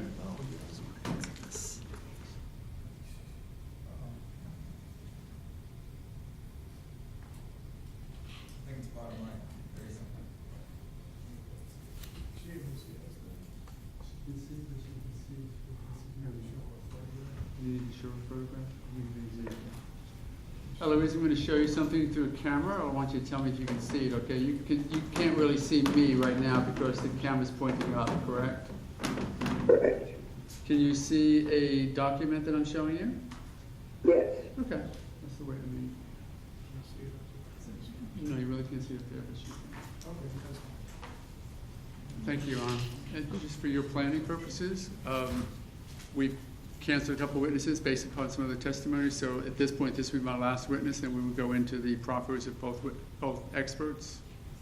It's a little early, but that also compressed everything down, so we're probably gonna be done tomorrow. Okay, let's So- bring the jury in.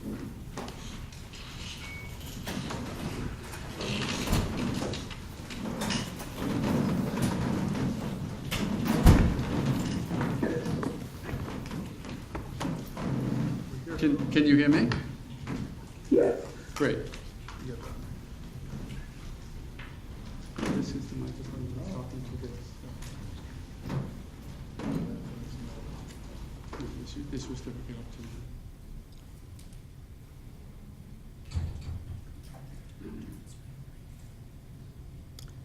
She won't be able to see.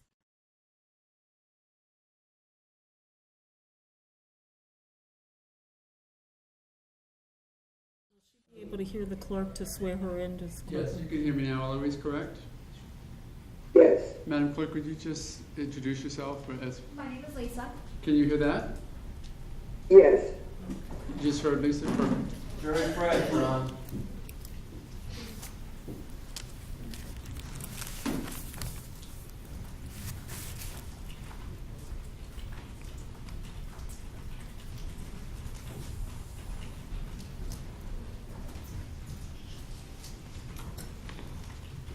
Please be seated.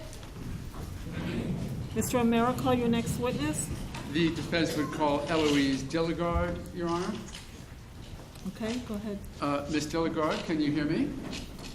I can. Okay, the clerk, Lisa, is going to swear you in. You'll be requested to raise your right hand. So I would ask that you do that, and if you would. Do you solemnly swear or affirm testimony presented will be the truth, the whole truth, and nothing but the truth, so help you God? I do. Thank you.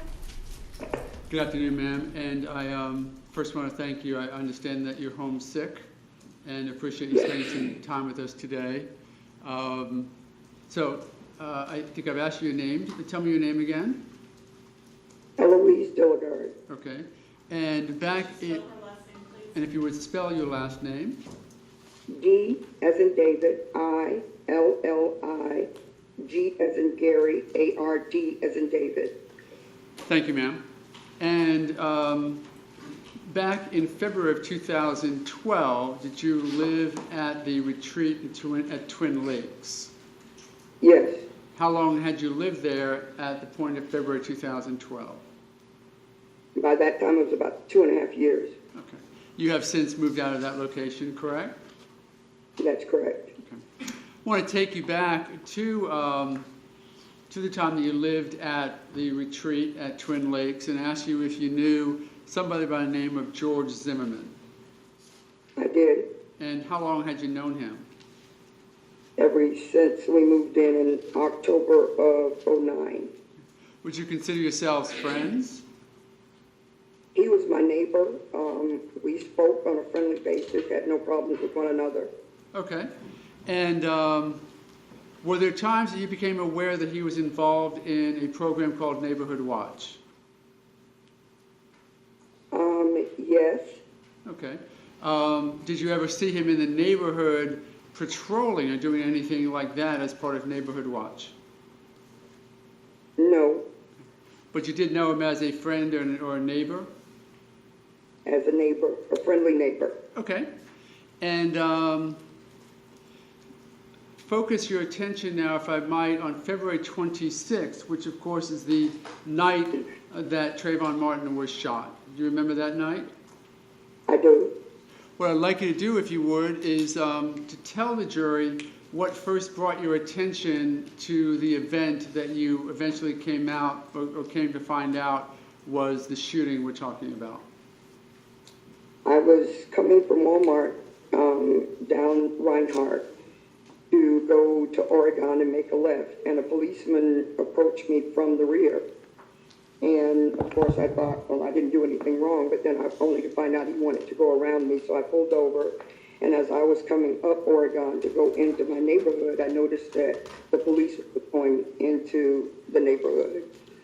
So when I pulled in, I looked down from the mail station down to the left and saw that there was crime scene tape going up. And I didn't want to go directly down, so I came around the right-hand side where I lived to go around the back way and asked a couple guys that were standing outside, and they told me they didn't know what's going on, but there was another policeman coming.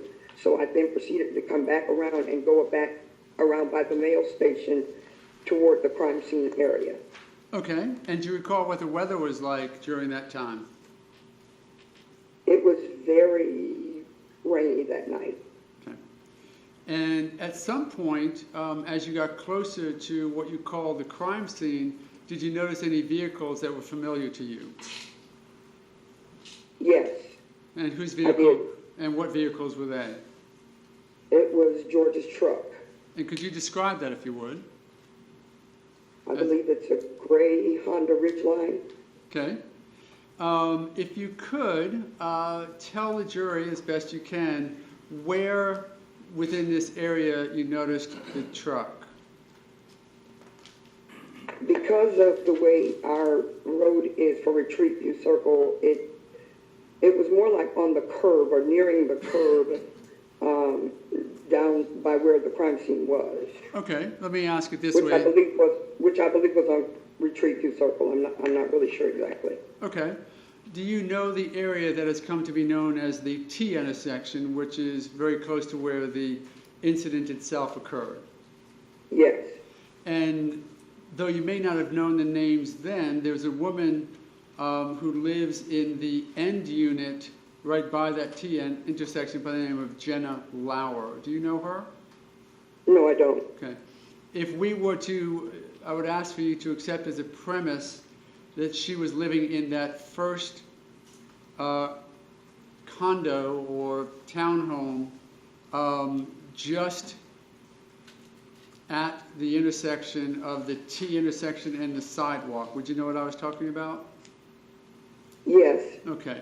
And to fast forward a moment, this was an area where you had testified in deposition that you actually had some conversations with police. So I'm just trying to geographically locate. If we were to presume that Jenna Lauer's townhome was that first one in that row of houses, where was the truck parked in reference to that? If she was in the first one, then the truck would have been parked looking toward the east. It would have been slightly south of where her condo would be. So if you were to walk out her front door, would you be looking sort of right at the truck? Well, not right at it, but you would have to look more to the right if you were walking out of her condo, if her condo is facing Retreat View Circle. Okay, because that would then put the truck parked on the curb as you would walk out her front door. It would be parked to the curb on the right-hand side of that street? That's correct. Okay. Now, you say Retreat View Circle. Is that the street that actually circles around, or is the perimeter of the complex itself? It does. Okay. Is Miss Lauer actually on a street that comes off of Retreat View Circle? If I'm visualizing exactly where you're talking about, I believe her condo would be facing Retreat View Circle. Yes. Okay. How would it be, the front door, if I walked straight out her front door, would I eventually walk right into the clubhouse area? No, you would have to walk down the street to the west. Okay. Let's talk then about wherever the truck was located. You saw it in reference to the crime scene. You saw it in that area? Yes. Okay. And we may come back to a map in a minute and see if we can show you a map of the area. But let's move to the point where you came up to the area where the crime scene was. Describe what you first saw. There were quite a few people standing on the sidewalk. There were people who were closer down to where the yellow tape was. And I kind of looked around, you know, to see if I saw George, because I saw his truck. And after I didn't see him, then I recognized the lady from one of the HOA meetings, and I asked her what happened. And she said, I believe, Objection. Ma'am, For just one second. Ms. Delegard, when you hear one of us say an objection, that means the court has to inquire. So I just hold on to your testimony for 1 second. You didn't do anything wrong. Just want to check with the court. Okay, what is the objection? Objection, hearsay. Sustained as to what somebody else said. Your Honor. Did you know the person's name who you spoke to? I don't know her. All I know is she's from Pembroke Pines. Okay. So you had a conversation with her about the events that she perceived? I simply asked what was going on, Okay. and that was her reply to me. Okay. And at some point then, did you speak to any law enforcement officers? After I could not find, or after I didn't see George, I did attempt to talk to some of the other residents that was there. And after I felt like, well, okay, I'm not in harm's way, I was walking away and a policeman came up and said to me, "You don't want to talk to me." And I turned around and I said, "I don't know what I can tell you because I wasn't here when anything happened." Okay. And then what did the law enforcement officer say to you? He then replied, "Well, we're trying to find someone who may know the people involved in the shooting." Okay. And did he have any further conversation with you or show you anything? He just asked me would I mind staying up, and he was going to go and take a picture and bring it back to the group of us that were standing there to see if we could recognize either the victim and or the suspect. Did that officer happen to identify himself to you by name that you can recall? He did not, and I'm usually pretty perceptive to look at a name badge, but, you know, with everything going on, I don't remember. Okay. So at some point then, did he show you a picture or two of people who were involved in this event? He came back with what I believe was an iPhone, and I'm only saying that because I own one, with 2 pictures. Okay. And I, along with the others standing there. Let me interrupt for a moment to ask you if you could identify either by name or by description the other people who were present during that time. There was a young Caucasian man. I can't remember his name. It was either Jeremy or Jonathan. Okay. And then there was a couple there. They were married, but I did not get their names. Okay.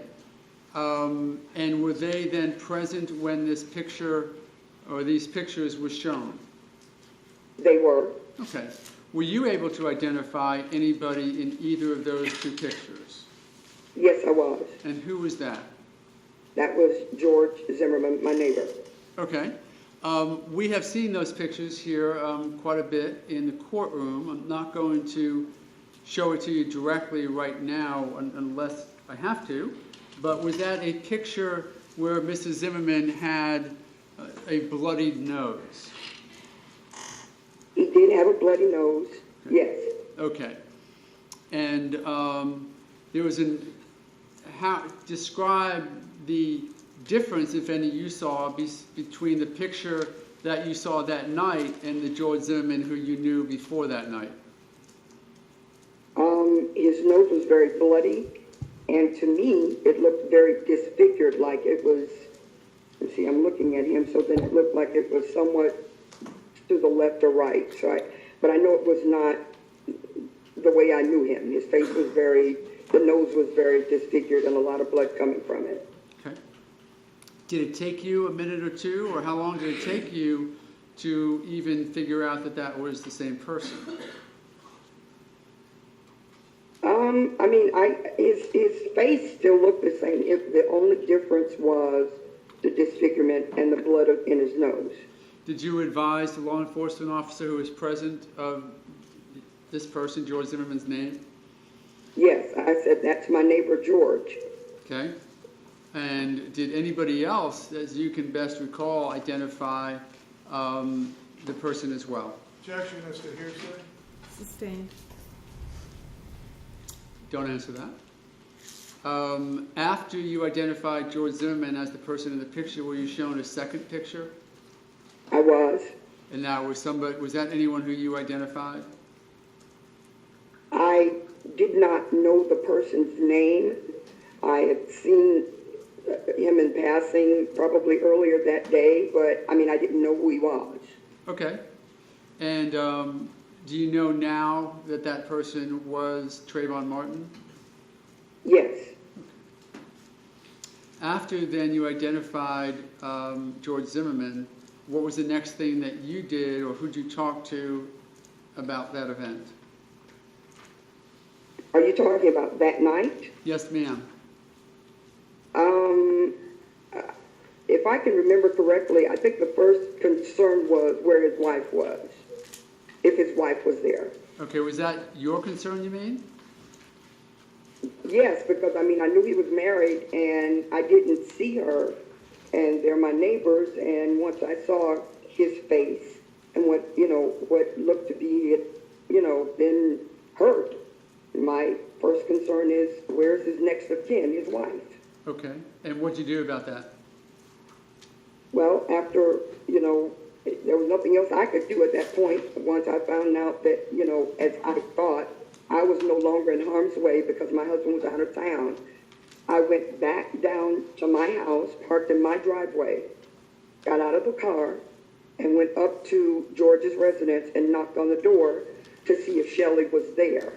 I rang the doorbell, I knocked, I heard the dog, but nobody came to the door. Shortly thereafter, Shelley pulled up behind, perpendicular to the driveway. She didn't pull in because I was walking away. And she asked me, Objection, where is... hearsay. Your Honor, I would ask to be heard on that hearsay objection, if need be. It's not all for the truth of the matter of what Ms. Zimmerman may have said, but it just sets Okay, the... well, I don't want speaking responses. Please approach. Yes, Your Honor.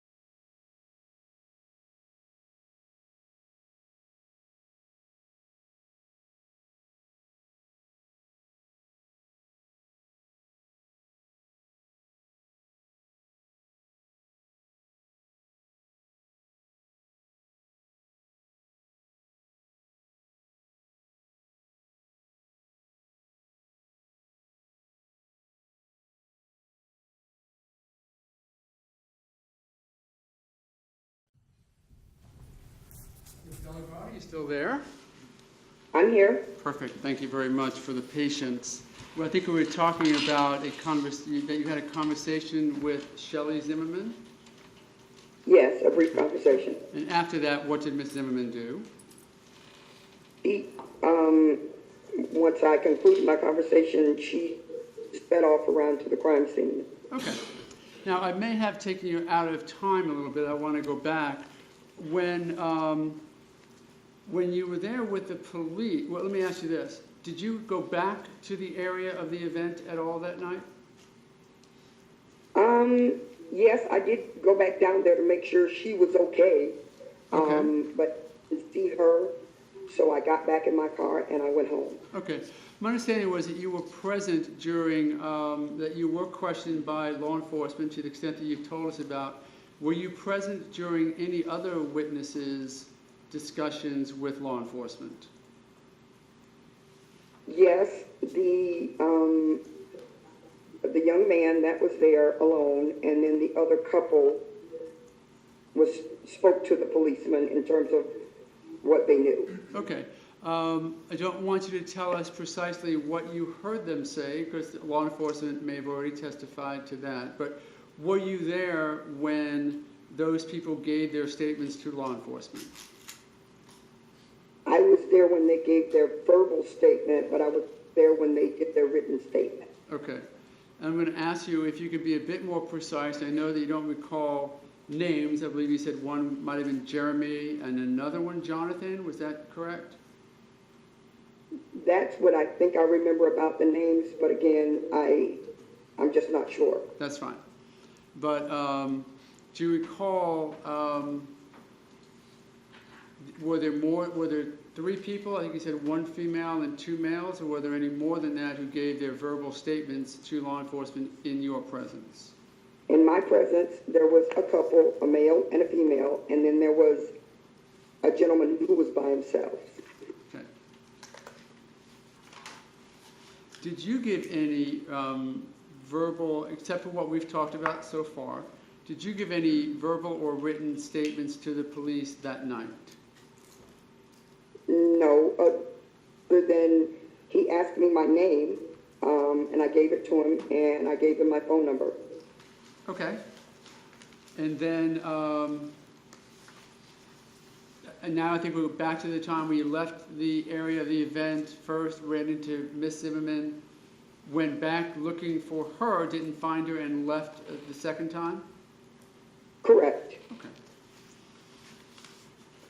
At some point then, did you give statements to law enforcement regarding what you knew or heard about the event? Yes, there was an FBI agent who left a card on my door and requested I call him. So I called. Okay. And he and another agent came to my house and interviewed me. And you gave them a statement about whatever information they asked you about, I presume? That is correct. Okay. At some point, did you have an opportunity to listen to what we call, and have been calling during this trial, the Lauer 911 tape? And for your purposes, that is the tape that has the this voices in the background screaming for help. Have you had an opportunity to listen to that? Yes. Okay. Could you tell me the circumstances or the setting around the first time that you listened to it? The first time that I heard it was when it was played on one of the local news channels. Okay. Were you by yourself or with anyone else? You know, I don't remember. Okay. How many times have you listened to the tape?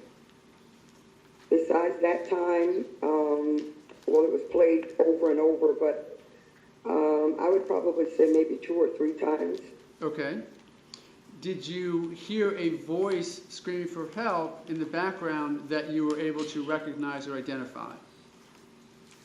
I heard the voice screaming in the background, and of the two that we are discussing, the deceased Trayvon and George, I've only heard George talk. Okay. Whose voice do you believe that was in the background screaming for help?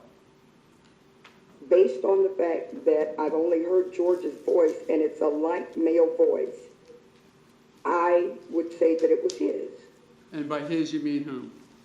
George Zimmerman. And when you say you've heard him talk, tell us again about how long you've known him. By that time, it was 2.5 years. Okay. An opportunity to hear him both speak to you and speak to others in your presence? That is correct. Ever hear him yell for his dog or laugh at a joke or anything like that you can recall? Never heard him yell at the dog. I mean, whatever commands he gave the dog were very, just like a voice talking to someone next to you. But again, from what I heard, he has a light male voice. Okay. I'm going to ask you then, I'm going to try something that may work. I'm going to show you an exhibit. It states Exhibit 1, and just see if there's any chance that this can be done in a way where you can identify the picture. And then I'm going to have you try and walk us through a location where you may have seen George Zimmerman's truck, okay? So Okay. What you're seeing now should be blocked pretty soon by a picture. Can you see that picture? I can see the picture. Okay. Let's just see if this works in any form or fashion.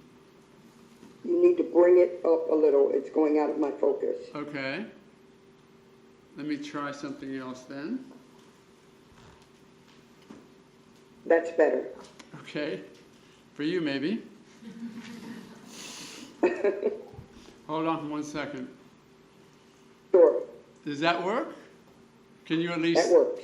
All right. I'm going to move it a little bit to an area.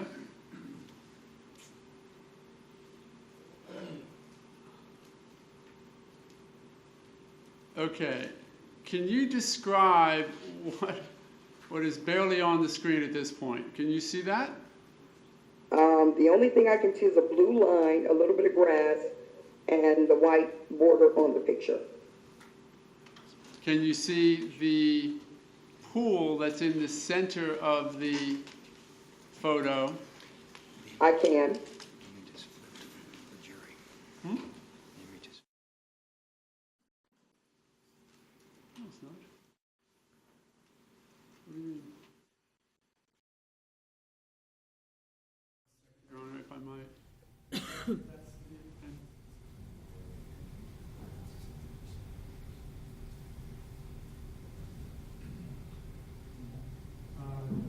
is.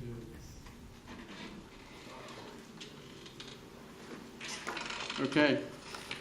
Unless we start talking about mirror images, Your Honor, that's not going to work, so I'll move on to another area of inquiry.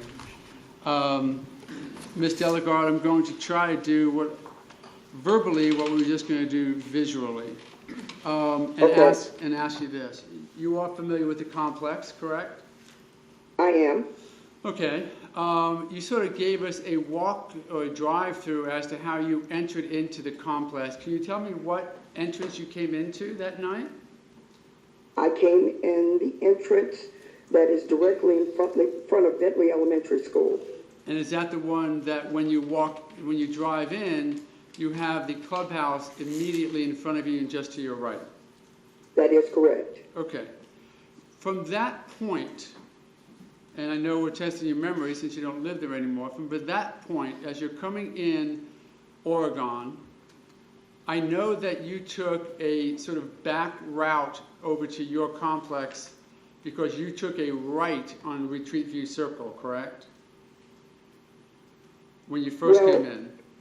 No, if you say the back route, then you're talking about the part of Oregon that goes up to 46A or Johnny H.E. Thomas. Yeah, I confused it by saying that. My understanding...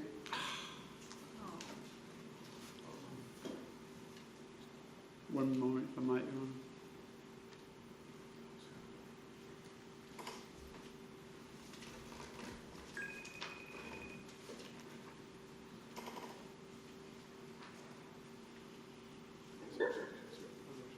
Okay, Sorry about that. Can you hear me? That's okay. All right. I can hear you.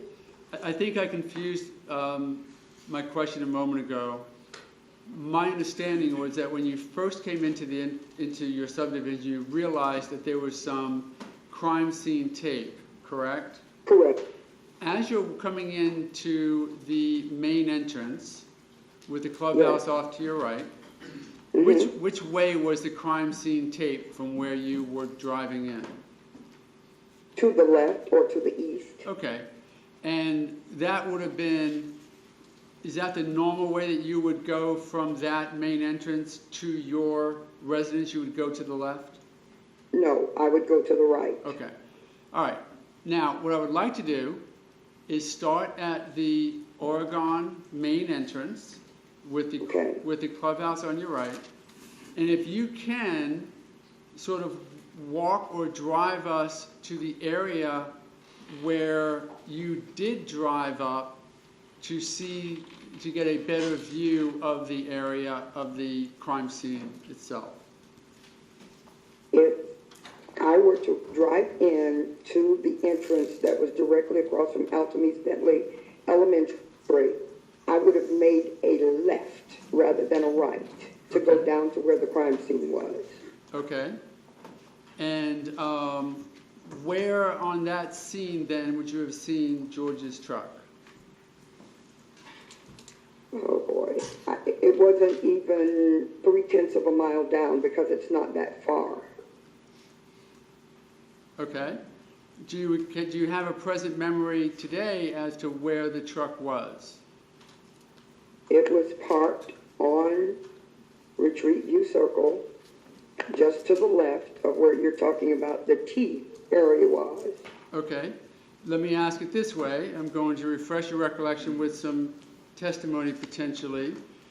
Could the truck have been parked not on Retreat View Circle, but on the 2nd Street in, so that, you know the 2nd Street in I'm talking about? So if you don't take That's correct. Yes. Okay, you don't take your first left onto Retreat View Circle, but you take your second left onto Twin Trees? Twin Trees Lane, I believe it is. Could that have been the street that you turned down and saw Mr. Zimmerman's truck? It could have been. All I know is that it was on one of those curves. Okay, that's okay. Nonetheless, wherever that truck was, it is your testimony that it was directly in front of, maybe a touch off to the right, of what we've identified as Miss Lauer's townhome? Yes. Okay. So if we were to use Miss Lauer's townhome as the focal point, you would walk out or look out her front door and look just to your right to see George Zimmerman's truck where it sat that night?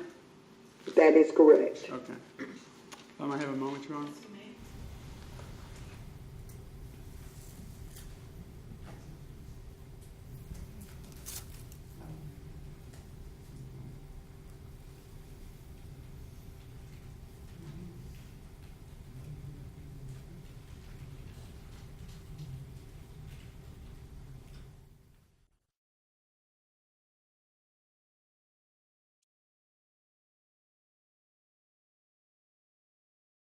Thank you, Your Honor.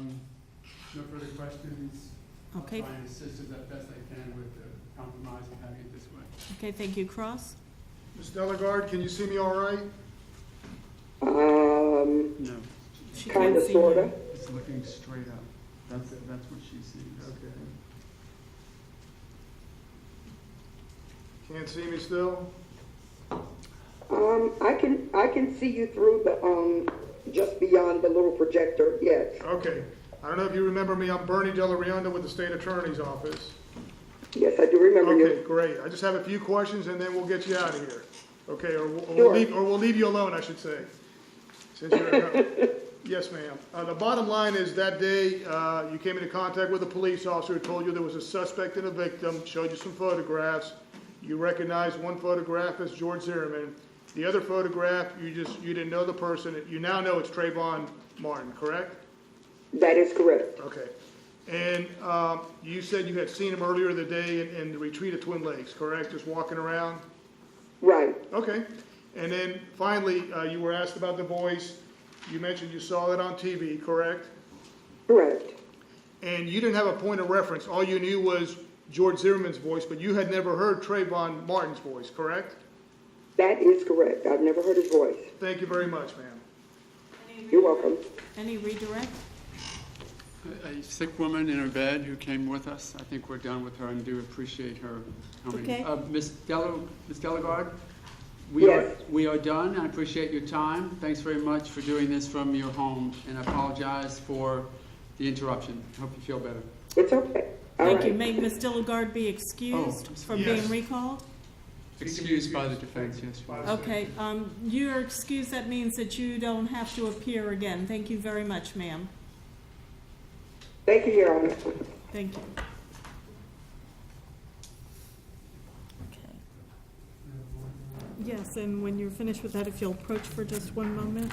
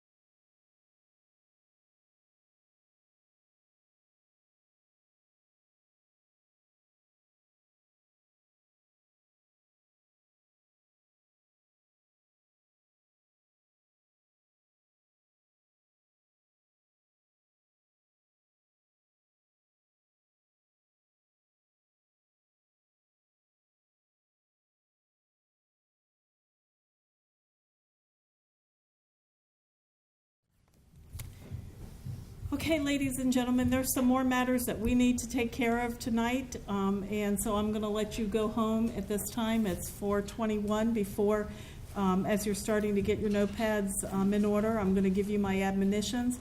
During the overnight recess, you're not to discuss the case amongst yourselves or with anybody else. You're not to read or listen to any radio, television, or newspaper reports about the case. You're not to use any type of an electronic device to get on the internet to do any independent research about the case, people, places, things, or terminology. And you're not to read or create any emails, tweets, text messages, social networking pages about the case. Do I have your assurances that you will abide by these instructions? Yes. Okay, with that, put your notepads face down and follow Deputy Jarvis back into the jury room. And we'll have the jury back at 9 a.m.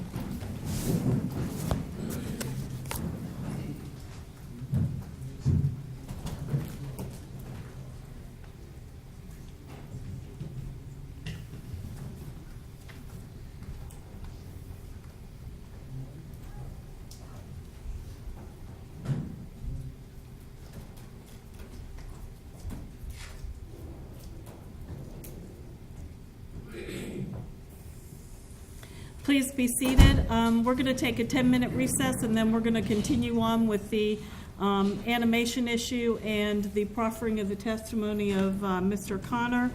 And at 8 o'clock in the morning, we will be back in court before the jury comes to discuss another issue regarding witness Mr. Donnelly. Court will be in recess for 10 minutes.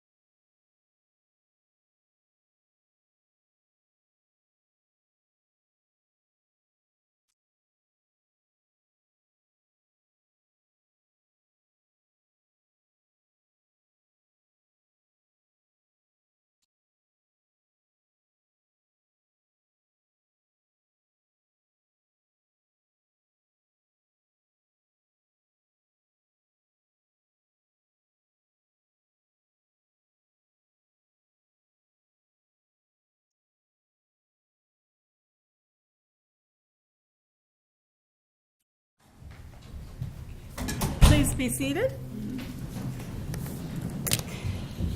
We're back on the record, and I see Mr. Shoemaker is sitting on the stand, and Mr. Manti is ready to go, so let's go ahead with your cross. Thank you, Your Honor. Mr. Shoemaker, in going through your CV, my understanding is that you received a Bachelor of Fine Arts degree in graphic design in 1985, am I right? Yes. And as far as additional degrees or anything like that, that is the end of it, am I right? There's always ongoing education, and I've been educated beyond the college degree. I understand, but nothing in terms of graduate or postgraduate work that resulted in a degree? No. Okay.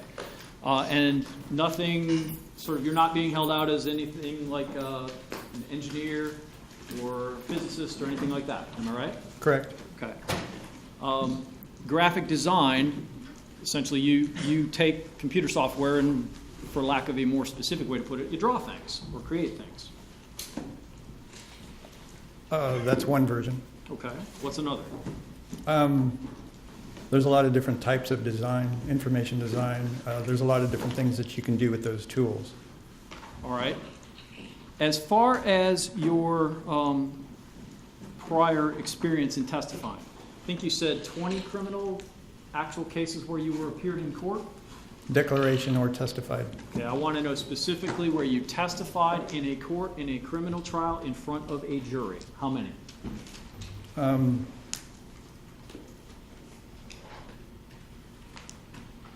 17. 17. How many of those was your testimony ever even really objected to or challenged at any kind of pretrial hearing or anything?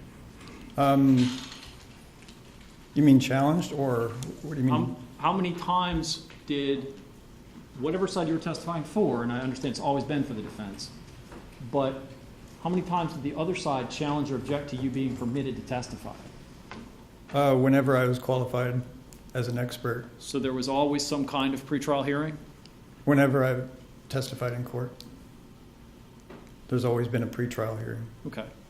So 17 times. And how many of those involved animations created with the motion capture suits? Probably about a dozen. A dozen?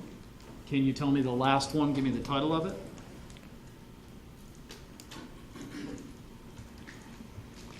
It was Green, I believe it was People versus Green in Placer,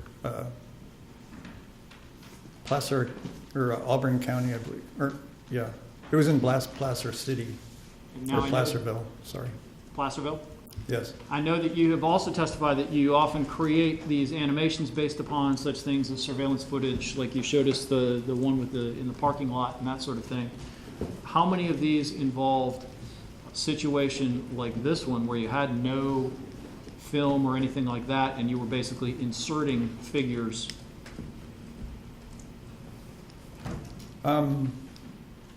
It's very rare that I have film to be able to match the animation to the film.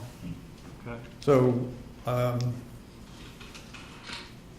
that was pretty much the only one where I've done the matching onto a security camera. How many of these then did you involve figures that are actually in what I'll call, just term a melee or a fight between the two of them? How many times have you done that in court in front of a jury?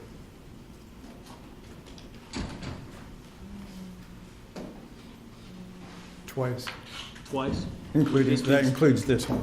That includes this one? Most of them are, they're not person-on-person fights. Most of them are shootings. It's mostly just shootings. As I understand it, most of what you did in these other cases are the animations that you create are you take bullet trajectories that you can, physically measure and implant those or embed those into your animations and illustrate them. I think there's a few I've read about where you use a red line or something like that to show how it goes, right? Essentially, yes. Okay, so you're taking the raw data, just like you use total station data here, and you're drawing lines or putting figures in places where they could have been, but not like this case where you're describing a physical ongoing fluid situation between two people.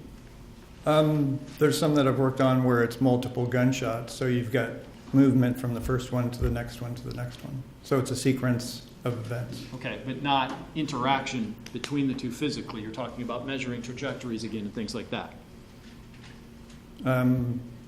Correct. Okay. So what is that last one, or the only time that you've actually testified in court in a scenario similar to this one? Tell me when and where that was. The last one using the suit, or Using the suit, involving more than just, involving a physical fight between two or more people where you've had to recapture a fluid situation in court in front of a jury. that was the Greenberg. Greenberg. Okay. And tell me a little bit about that one. That one was an ex-police officer came up to a vehicle and shot the person that was in the vehicle. So I had to determine the position of each of them and their positioning when he was shot, their movements. Okay, so that involved, again, some distance between the two of them and a shooting? One inside a car and one outside a car, or something like that? Close approximation to each other, yes. Okay, but one sitting in a car, and I think you said one shooting into the car from outside, is that? He was within the door, open door of the Okay. truck.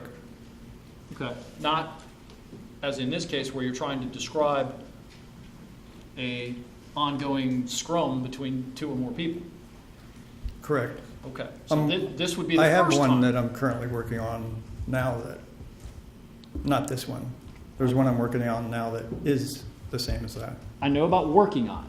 I want to just focus right now for the moment on things where your testimony has been accepted for court purposes in front of a jury in a criminal case. And it sounds to me, if I'm not mistaken, like this would be the first time this particular scenario has arisen where you've been called upon to do that in court in front of a jury. The suit that I've used has been accepted in court in 2 other cases. I'm not just talking That I about the worked suit. on. I'm talking about all the variables that we've just mentioned, where you're using the suit, inserting figures that are physically interacting with one another in a rolling fight in court in a criminal case in front of a jury. This would be the first time, right? With this close contact, yes. Okay. And I think you said, at least according to your CV, you're actually the only company in the country using the wireless motion capture suits for reconstruction purposes. Correct. So there's no issue about whether your peers or fellows in the industry are doing the same thing for this kind of thing. You're the only guy who does this that has those, right? Correct. There's a limited number of, the company that makes the suit differentiates it from all the other suits that are available. And while I think I understood you to say that you are you know how to use the software, you don't know anything about the inner workings or the algorithms. You're not a code writer or software engineer or anything like that. Am I right? Correct. Okay. So if the program were not working properly, unless it shut down completely or started giving you crazy results, you wouldn't necessarily know that, would you? I verify whether it's operating correctly or not. Okay. It's been calibrated at the factory, and also every single time that I use it, I calibrate it myself. Let me go to the suits in particular. In this case, what you did is you got the raw data, I think you said, from the total station, then you went out to the scene and you did your mapping thing, and then you put 2 people in suits, right? Correct. Okay. And out there at the scene, basically you told them what to do, right? According to, yes. Okay. Who were these people? Were they male or female? 2 males. How big were they? They were relative size to Mr. Martin and Mr. Zimmerman. How tall were they, and how much did they weigh? The one who represented Mr. Zimmerman was, I believe he was about 5'8". Okay. The person that was representing Mr. Zimmerman was, So Mr. Martin? or Mr. Martin, sorry, Okay. was approximately 5'11". Approximately? 5'11" or 6 foot. Do, It's not really that important for the person that's wearing the suit to be the exact size of the person that you're doing the movements for. all I want to know is, do you even know exactly how big they were? Did you measure these people? He was 5'11". How do you know that? I'm 6 foot. He was virtually the same size as So I you was. did an eyeball estimate based on him standing there near you? That's all that was necessary. How much did they weigh? That wasn't relevant for the reconstruction of it. Is that do you know or not? I mean, I'm just asking. They were similar stature to the people that I was representing with the motion capture suits, to Mr. Zimmerman and Mr. Martin. How long were their arms and legs? Average size. Does that mean you did not measure them? I didn't measure their arms. Okay.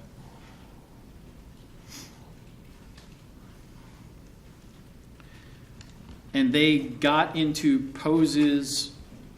As I understand it, what the suits do is they give off pulses of energy, whether it's light or whatever it is, that are documented by these cameras that you set up. Is that how they basically work? No, that's not the way mine. Tell me how they work. Mine has 16 accelerometers, and just like your iPhone, when you move it, it will register the movement. So with these 16 accelerometers, they send a wireless signal to my laptop, which has antennas that accept the signal. Then they take that and they apply it to a figure represented on the laptop. They meaning what does? You said they take the signal. What takes the signal? The antennas that come in go into the software, and it's applied to the character And that's the in the pulses computer. given off by the accelerometers, are they? The pulses from the accelerometers, it goes into, there's two transmitters that fit on the back of the suit, and those send the signal to the laptop. So does each accelerometer have its own sort of unique code or pulse? Yes. Okay. And when you're rapidly moving around, are you telling me that you can differentiate, or that the antenna differentiate among each of them? Yes. Okay. And you also have a green light to make sure whether it's functioning properly or not. Whether what is? Whether each of those accelerometers are functioning and sending a signal properly.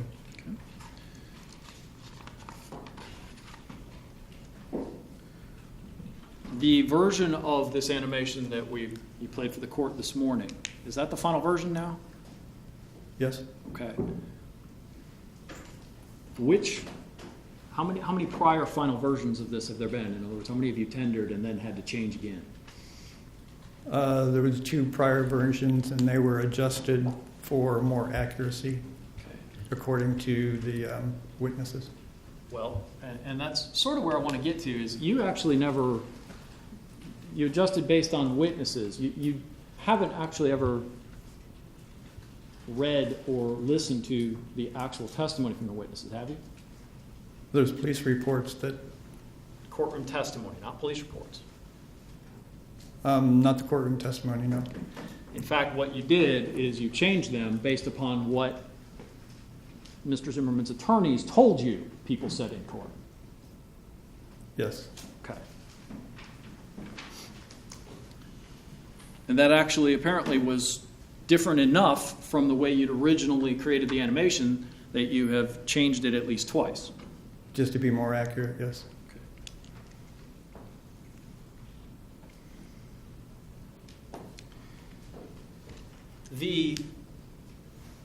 Do I understand that most of what you do is, when you say reconstruct a crime scene, you take known points, things that are mapped and known and static in their position, shell casings, trees, sidewalks, that sort of thing, and that is reconstructing a crime scene. When you start adding figures and animation to it, what are you doing? That's also creating the crime scene.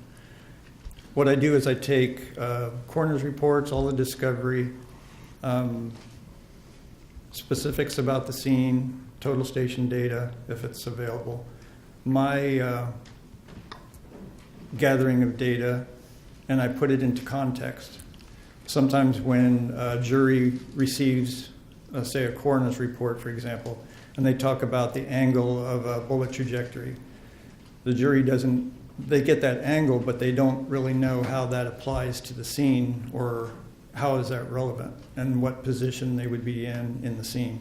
So what I do is I take all the different aspects of the case and put it into context. All right. Exactly which pieces of evidence, let me rephrase that.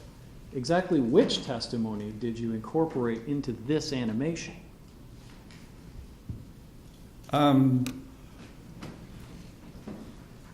There was Jeremy Weinberg's. Did Jeremy Weinberg testify in court to your knowledge? Are you talking about testimony, or are you Yes, talking sir. about police reports or Specifically discovery? testimony. I understand you had available to you a bunch of stuff. I want to know what actual evidence, courtroom testimony, was incorporated into this animation. It was Jennifer Lauer's testimony, John Good's testimony, and Selma Mora, I believe, her testimony. You show in this animation an initial contact between two figures, represented, I assume, to be Trayvon Martin and George Zimmerman, right? Correct. And whose testimony did you use to describe that initial, to depict that initial encounter? Part of it is off of the, from the discovery that you gave us was... I'm sorry, maybe I wasn't clear. Whose testimony did you use? Oh, testimony? Yes, sir. Your Honor, maybe you could clarify, is he talking about trial testimony or just pretrial testimony? Well, I think that it has to be consistent with testimony or evidence presented at trial. Certainly, Is and what of the course, case all law of, says. and all of Mrs. Zimmerman's statements are in trial, so if the Well, witness is aware of that, it would Well, help. the witness could testify what he used, and that's what the I question think he was is. confused by trial testimony. Okay, well, I'll go ahead, please let me finish. It has to be trial testimony or evidence. So the question to you is, what trial testimony and/or evidence did you use to incorporate into your animation?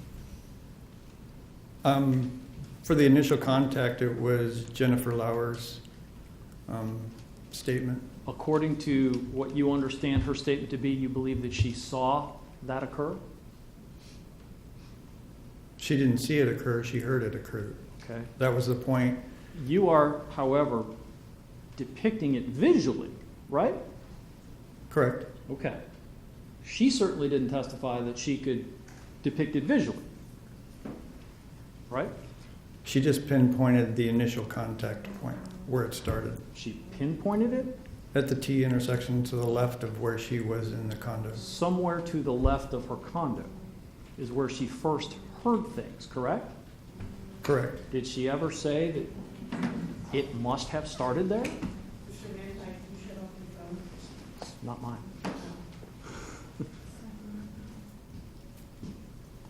Mine's here.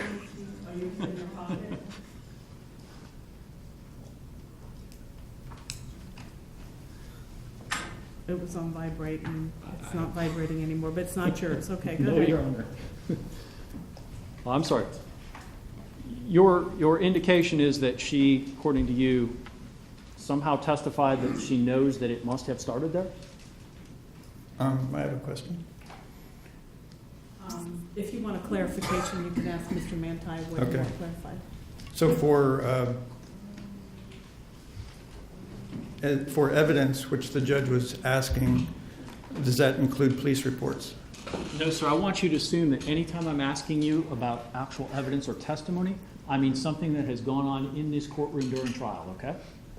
Okay. What someone said outside of court, for right now, I want you to assume that that is not evidence, okay? Your Honor, that's what I was trying to clear up earlier. It may not be as to Ms. Lauer, but the witnesses got to understand what's in trial. And if we Okay, can I will put- explain that to him, but I don't want you, Try by not your to. Try not to objection, torture.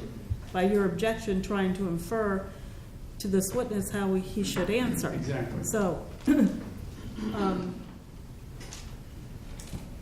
it would be anything heard by the jury in this courtroom, either heard or seen, by way of testimony or evidence introduced. That's what he means Well, by I'm a trial. not sure what that is because I was not allowed to watch the trial, so, Well, then that's your answer. okay. So then, if I were to ask you, does this animation accurately show what has been testified to in this trial, is your answer you don't know?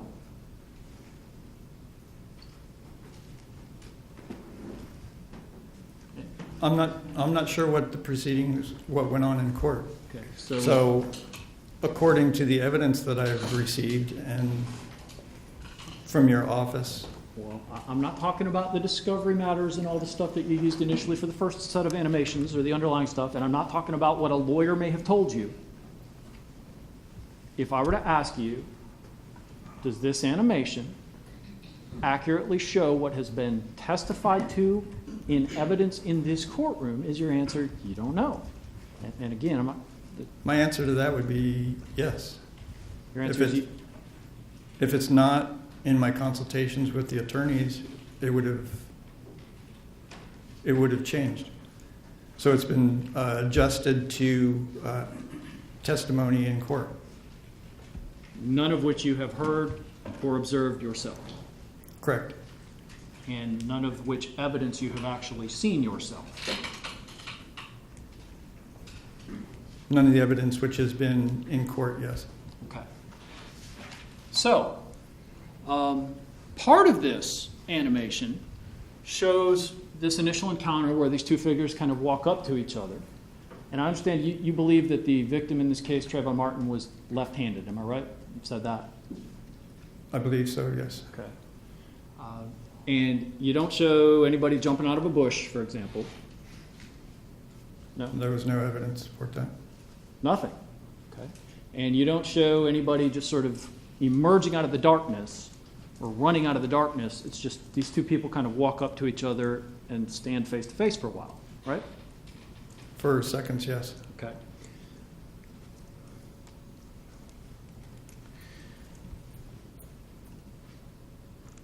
The animation also, you do show and plot the location of various items, cell phones, flashlights, sprinkler boxes, right? Correct. And sprinkler heads, Yes. right? A couple trees, Yes. right? And that's sort of in almost a 40-foot swath along that sloped ground that you've described, right? Correct. Okay. However, the animation I saw kind of just takes a big white arrow from the point of that initial walk-up encounter and zooms to a place 40 feet away where essentially we then start to show the two figures bound up together, right? Correct. And the reason for that is, Is what, did they get because teleported or what? that just shows the direction of Mr. Martin and Mr. Zimmerman, consistent with witness testimony or witness reports, police reports, and with the trail of evidence going down that direction. Okay. The trail of evidence, you'd agree with me, is just a trail. It by itself doesn't have a direction, right? In other words, whether it's going left to right or right to left as you're looking at it, the place where things are found doesn't independently have a direction until you start bringing in what other people have said about how it happened, right? Correct.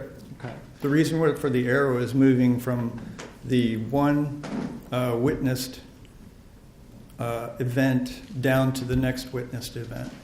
Okay. I didn't add anything in between there in terms of movements of the figures. Because the animation cannot show it because you have no idea how it actually happened, right? Correct. Okay. Now, when we get to where the figures again reemerge, you have a figure that you show to be, I guess, represented to be witness John Good, right? Correct. How tall is John Good? 6 foot. And you know this how? I was given that information from the attorneys. Okay, so again, not from anything that came out in court, but from the attorneys? Yes, who got it from Mr. Good? Okay. And where was he standing? There's a sliding glass door, and the right side slides over. He was on the right side of the sliding glass door, the right door, about a foot out from the door. About a foot? And where do you get that from? Mr. Good. From Mr. Good's in-court testimony? From consultation with the attorneys. Okay. And as far as where on the patio he's standing, did you just pick a spot where you put the figure? It's just straight out from the door 1 foot. So you don't know whether he stood to the left of the door, to the right of the door, straight out from the door, wherever. You just picked a spot. I didn't pick it. That's where he said he was standing. Where he said he was standing when he was here in court? Through consultation with the attorney. Okay. Was that before court? I'm not sure when it was. You have no idea. It was during trial, but I'm not sure when. Okay. And he told you exactly where on the patio Mr. Good was standing? Yes. Okay. That patio is how big by how big? I don't have the exact measurements. I believe it's there's 2 pillars on the corner, and I believe it's about 7.5 feet from one pillar to the other pillar. Did he tell you he was standing within 1 foot of this pillar or 1 foot of this pillar? He Or told anything me like he was that? standing 1 foot straight out from the one door, which is where I placed him. 1 foot. Yes. All right.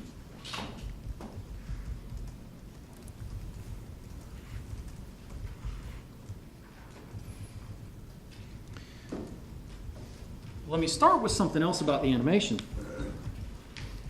It is true, is it not, that, and I should rephrase that, I'm not really starting. It is true, is it not, that the animation actually contains artificial light?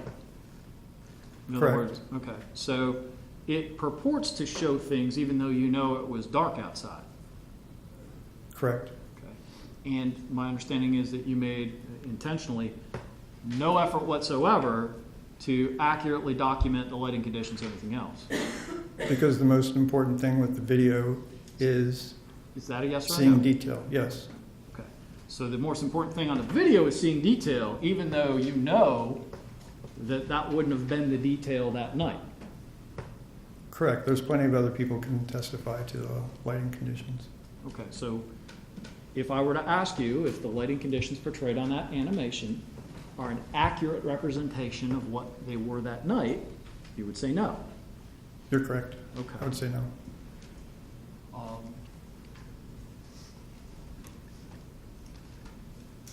And in your decision about where to place the people, now your decision about where to instruct the people who were wearing the suits to go and what positions to assume, that was all done months before any in-court testimony, right? Not months. It was probably within the month before. Okay, within a month before, but certainly prior to any trial proceedings. Correct. Okay. And you told them based on your best estimates as to what materials you'd been provided by the defense attorney. Based on the police reports Okay. and the interviews, yes. Right. And how many interviews did you actually read?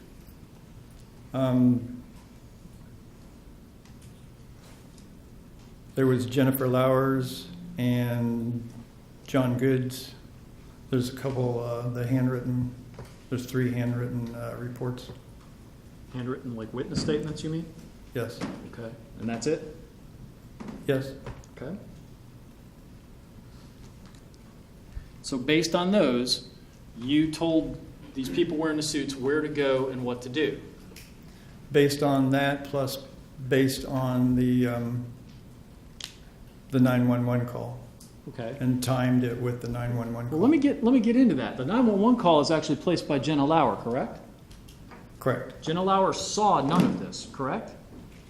Correct. Okay. Yet you build into, and John Good, from whose perspective a lot of this is shown, was not on the phone with 911 at the time, right? Correct. Nonetheless, you take Jenna Lauer's 911 call and show figures doing certain actions at certain points in that 911 call, right? Correct. Now, I understand why you might be able to pinpoint the gunshot in the 911 call, right? Right. But as far as any of the rest of it, do you have any idea where those figures were actually at any point in the audio of the 911 call and what they were doing? The only figure other than Mr. Zimmerman and Mr. Martin is Mr. Good. I'm talking about Mr. Zimmerman and Mr. I Martin. think he was in the middle of explaining the answer. I request he be allowed to. Were you finished with your answer? No. Okay, you may finish your answer. Who specified when he came in during the phone call, during the 911 call. On the video, he specified when he came in, how long he was out there, and when he went back in. I'm sorry. On what video did Mr. Good say that he came in during a specific point of Jenna Lauer's 911 call? That was through consultation with the attorneys, his modification, adjustments of the video and its placement. I'm sorry. Are you telling this court that you were told that John Good stated exactly where he was during portions of Jenna Lauer's 911 call? How long he was outside. Okay, not how long he was outside. I want to know, you have matched specific audio from that phone call to specific actions both by John Good and the two figures on the ground, right? Correct. And what I want to know is what in-court testimony or evidence you were actually provided that tells you John Good saw two figures doing X at the time Jenna Lauer was saying Y. There's not any in-court testimony on it. There's not any out-of-court testimony about it either, is there? There's consultation with the attorneys on how long he was out there, when he went back in, and when he came out. Okay, and this is, so again, you're integrating the visual perspective of one witness who's has no idea what Jenna Lauer, right? John Good has no idea what Jenna Lauer might be doing because they're not even in the same house, right? It's not just based on Jenna Lauer's call, which he couldn't hear at the time, but he can base it on when the gunshot went off. Well, I understand when the gunshot went off. But what you're telling this court is prior to the gunshot going off, or even afterwards, but certainly prior to the gunshot going off, that John Good, visual witness, and Jenna Lauer, audio witness, neither of whom know anything about what the other's doing at the time, that you can somehow match up exactly what John Good is seeing at the exact moment Jenna Lauer is saying something? If you take the 911 call where the gunshot went off, and if Mr. Good said that he was in the condo a particular time before the gunshot, you have a point when he went into the condo. He has a particular time of how long he was out there. So if you backtrack from the gunshot, you can determine from those when he came out and when he went back in. Those times, of course, are absolutely not exact. Those were all complete estimations, correct? And right? I mean, John Good never said, I got a stopwatch and I can tell you 30 seconds before the gunshot I went inside. Nothing like that, right? It's an estimation on his part, In correct? fact, okay, and therefore it is also just nothing more than an estimation on your part. I mean, you can only put It's in... based on a witness that was there that said how long he was out there Okay, and how long it was Here's what I want- before the gunshot went off. here's what I want to focus on, sir, is that animation is very specific. You play a portion of that audio recording in conjunction with supposed actual video or simulated video from John Good's perspective, all based on nothing more than estimations. By the person that was witnessing it. Okay. And therefore, by you as well, because you can only put in what you've got to work with, right? Correct. Okay. So none of that could be said to be exact or accurate to the point that you can say for certain that that's what he was seeing at the time Jenna Lauer was saying a certain word. Right? I don't think it has to be specific to the exact word that she was saying. Well, your animation, though, makes it very specific, doesn't it?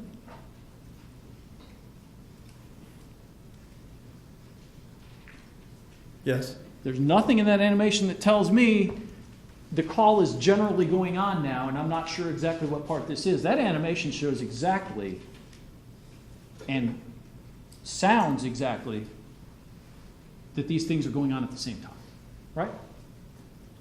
Correct. This is a scenario according to witness and evidence.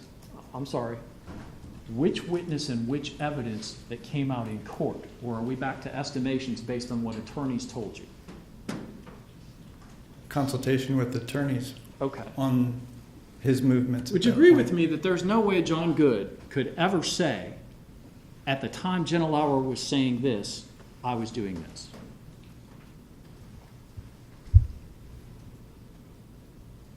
I don't think that's what he based his I'm not time asking for being out there. I'm not asking what you He think. can't say exactly according to what she was saying. And in fact, he was gone from any visual view while Jenna Lauer is still on the phone and for a period of time before that gunshot ever happens. Seconds. Okay? That's But not no a one period. knows, no one has clocked exactly how many seconds that might be because nobody had a stopwatch on it, right? Correct. Okay. Nonetheless, that animation purports to show it, right? Yes. So is the animation purporting to be more accurate than we know the evidence really can be?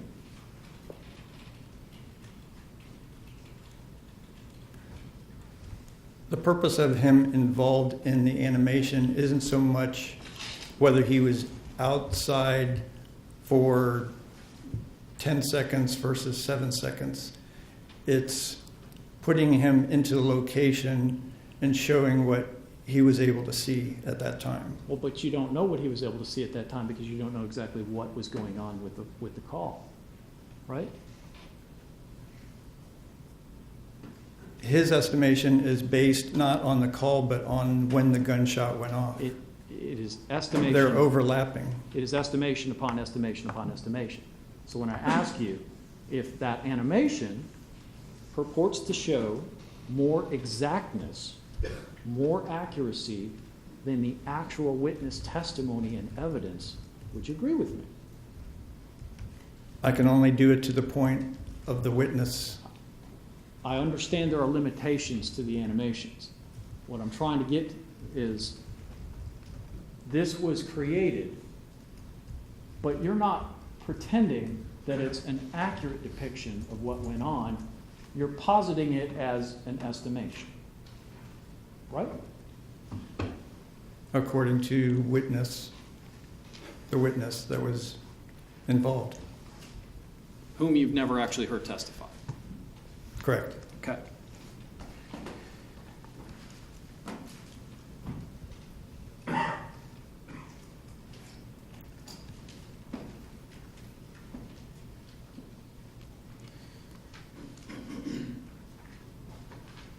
You would agree with me, too, that there is a point in time where Mr. Good is not seeing anything, but you still show things going on in the animation as though we were looking from his perspective, right? You'd have to be specific on what point. Okay. There's a point where the figure that represents John Good turns and exits stage left. Correct. Nonetheless, we're still treated to a view of two figures on the ground. Correct. What witness testimony are you relying on for your depiction of those figures and what they're doing at the time, since John Good is no longer there? That was based on Mr. DeMaio's positioning of Mr. Zimmerman and Mr. Martin. You didn't hear him testify today either, did you? That was in consultation with the doctor. Okay. And that conversation was a 20-minute phone call last Saturday, correct? Yes, And that was after you had actually been deposed twice and thought you were done making changes to the animation, right? correct. That was the first time I was able to talk to him. And you changed it, you had that conversation because you were asked to call him, right? I wasn't asked to call him, no. I asked about the doctor. They said he was standing by for me to talk to him, and so I talked to It him. wasn't your idea to make yet another animation after you'd been deposed twice and said you were done until you were set up with speaking with this doctor, right? No, it was my idea from the start that we needed physical evidence of the positioning when the shot went off. And are you saying that the current animation is based on physical evidence? Based on the evidence or the testimony, I'm sorry. a consultation with Dr. DeMaio. Difference. It's not based on the testimony as far as you know. It's actually based on your 20-minute phone call to the man on Saturday, right? Correct. Okay. And I think you also told me yesterday that the one thing you know for sure is that the entry of the bullet wound, again, based upon that phone call, was directly 90 degrees straight on, right? Correct. And that's why you have the figures at the end of that animation, so not at the end, but in what I'll call position 3, or third position as you've labeled it. You tell me that they're parallel to one another, right? They're horizontal to each other, yes. Okay, and not only horizontal, but parallel, because that's how you show them in the animation, right? Yes. Okay. So virtually stacked on top of one another, like Lego blocks or something. No, there's No? space between them. And that space is based on what? It's based on talking to my conversation with Dr. DeMaio, and also in creation of the scene to be able to fit the characters together. How big is that space? From where? Between Between the two one bodies. person and the other? Sure, between the two bodies. How big is that space between those two people who are parallel? Between the clothing or between their bodies? Well, let's start with between their clothing. It varies. In my third position, I'm not quite sure. I haven't measured between the two bodies, but from the ground, it's approximately 13 to 15 inches. Approximately? And you haven't measured between the two bodies? That wasn't the purpose of the final positioning. The purpose of the final positioning is to show who's on top and who's on the bottom. The purpose of and I'm not talking about the final positioning, I'm talking about third position now. Correct. And the purpose of that is to try to create something that resembles the defense theory. I understand that, right? Not to resemble what the defense theory is, Is it to resemble some other theory? Dr. DeMaio's, his positioning of them. Okay. Based upon your 20-minute phone call to him. It doesn't take long, yes. Okay. And he told you that they were X inches away apart from each other and at X angle to one another? The positioning of Mr. Martin bent over Mr. Zimmerman. Is that a yes, that he told you exact distances, or is that a no? The distance varies according to what my conversation with him was. It can vary between 2 inches in one spot for the clothing and 4 inches in another. Well, that's distance between the clothing and the gunshot wound to the chest of the person who got shot, right? Correct. Okay. Have I asked you about that space yet, or that measurement? Well, that will depend on positioning And of the all of that person on stuff, top. I'm sorry, were you finished? Yes. All of that stuff varies, as you said, is estimations, right? Yes, but in this particular positioning of their particular positioning,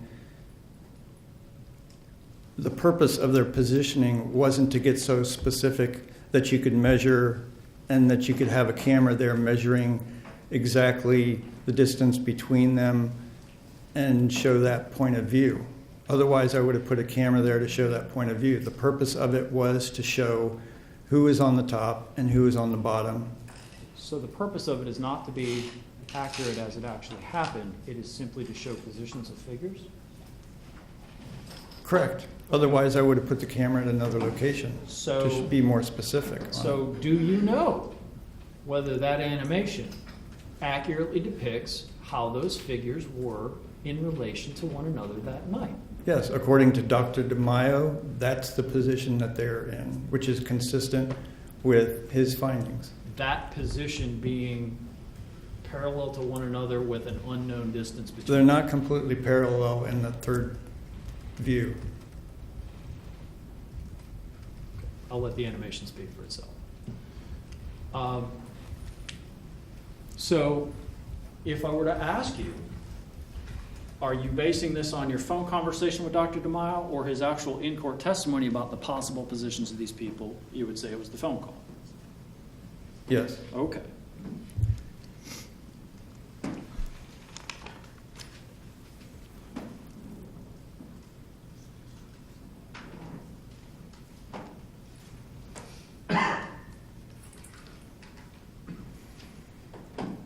I think you said earlier that sometimes when you measure bullet trajectories, especially as it goes into bodies, you use a metal rod of some sort.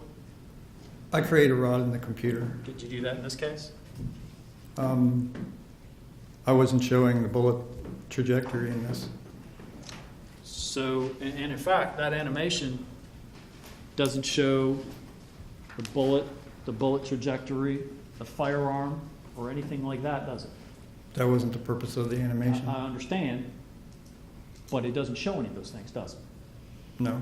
And in fact, you were actually specifically asked to leave the gun out of the animation, weren't you? No. Did you ever tell me you were? I don't believe I was told.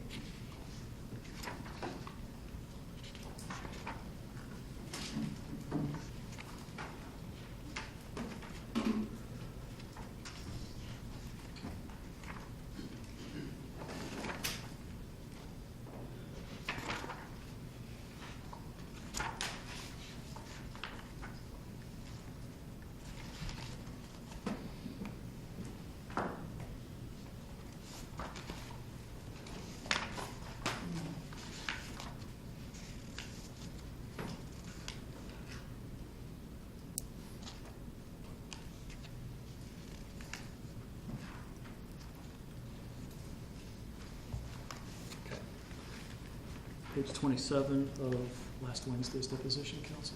Okay. This would be deposition number 2. May I approach you on? Yes, you may. Mr. Shoemaker, do you remember talking to me? I guess it would have been last Wednesday. That would have been your second deposition in the case. You were still in California at Yes. the time? Yes, I did. All right. I'm going to show you here, page 27, and I'm going to begin at line 4.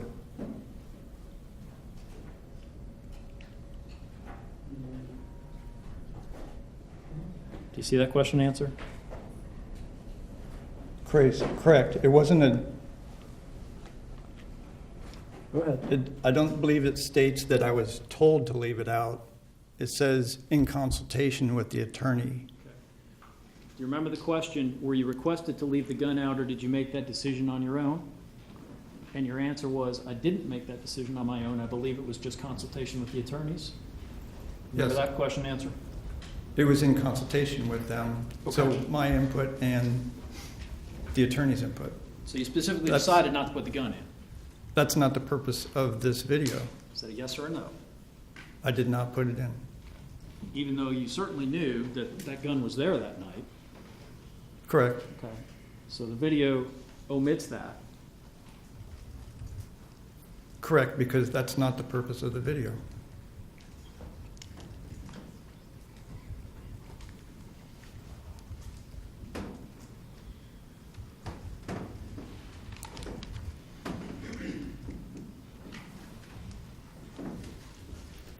The conditions in which you filmed these folks in the suit. You mean recorded? Right. I'm going to start with just, you filmed them, I assume, outside in the daytime, rolling around so you could see things, right? Recorded them, yes. And Not did, filmed. when you recorded them, I mean, obviously, well, maybe not obviously, let me ask it this way. Were these folks moving in a rapid pace as though they were actually fighting one another, or were they getting up, assuming a pose, and then waiting for your direction to get up, go, and assume the next one? I object, Your Honor, to this and the relevance. Though they were moving in previous, may I speak to the objection? No. Yeah, your jury's not here, it's Okay. fine. While in previous animations, we had movement, hands swinging and things like that, in response to some concerns about the state, we actually eliminated all of that. So as I mentioned to the court, and as you've seen, they are individual frame videos, so question of animation, of movement, is no longer relevant for the court's consideration. That's my purpose of a relevancy objection. Actually, Can you clarify that? Well, I would beg to differ because, of course, the very first part of that animation most assuredly contains movement. Absolutely, but I think what we're talking about was the part where they were moving from that location down. That was, Well, clarify what your question Very is, well. please. Any point in the video, all right, the animation, when you are reproducing and filming the motion capture suits in action, right? Yes. Whether it's the first interaction between these people, the subsequent positioning of the bodies, any of that. Okay? Yes. And I know that at least some of that motion is still on this animation, right? The initial movement. Okay. Talk to me about the conditions in which that was filmed. I assume it, for example, was filmed in the daytime. Correct. Okay. I assumed it wasn't raining. Correct. The grass wasn't slick. Correct. Okay. There weren't these other items of physical evidence out there. Correct. Okay. Did you go out ahead of time and place markers down where you knew the items would have been according to the measurements that you'd received ahead of the filming? We measured the areas from the drain boxes and the sprinkler boxes to get the correct position. Who told you what distance the bodies were from the drain boxes and the sprinkler boxes? Placement of their position was based on the shell casing, position of the shell casing, position of Mr. Martin's cell phone, and where it was in relation to Mr. Good's condominium. Okay, so I guess let me ask you like this. Maybe a couple different types of questions. First, when you're filming this motion, this interaction between these people, are you trying to go to the exact location where you believe it happened based upon the testimony, or are you just filming this in action and then later on you plug that stuff into wherever you want to on the animation? It's best to record it when you're on the scene, to record it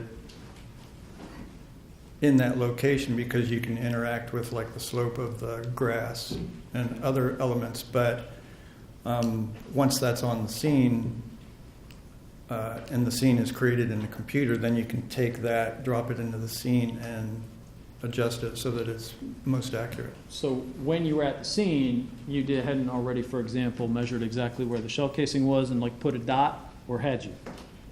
We laid out little markers. You did showing lay out where they were. markers. Okay.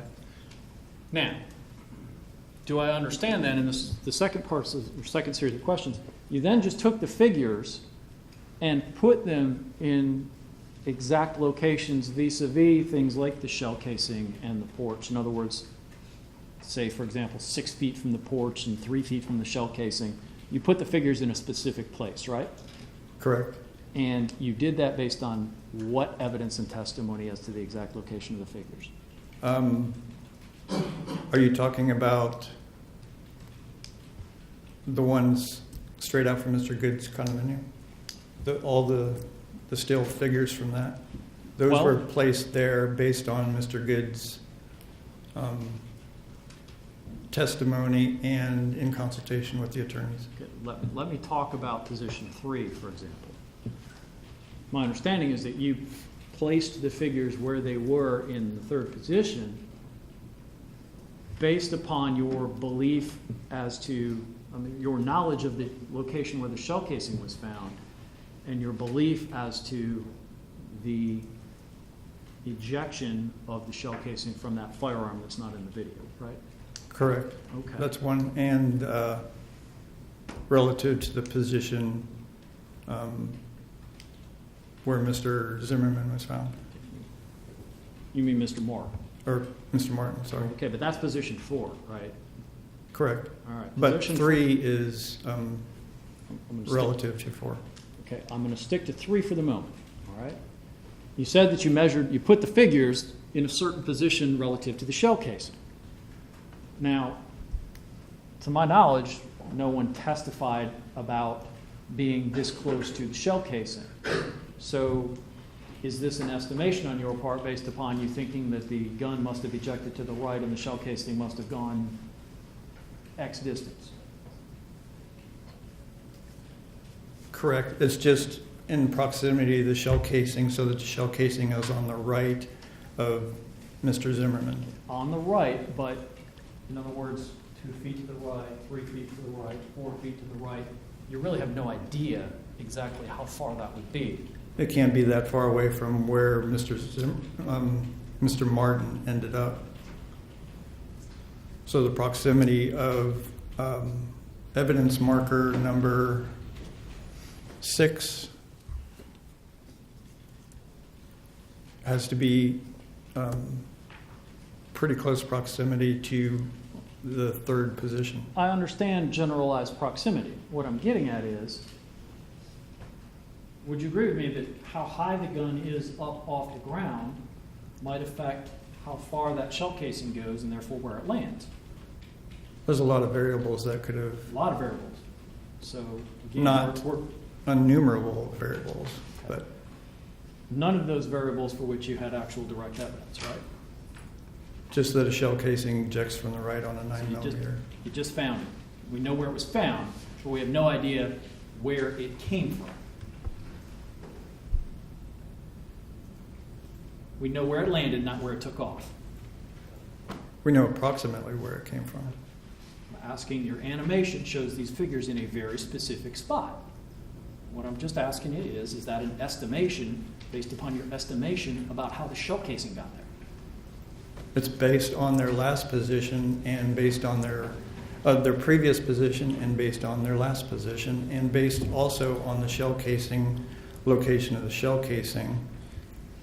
The last position, the fourth position, Correct. is what happened after the defendant claims that he shot Trayvon Martin, that Trayvon Martin fell off him, that he then jumped on Trayvon Martin's back and moved a portion of his body, right?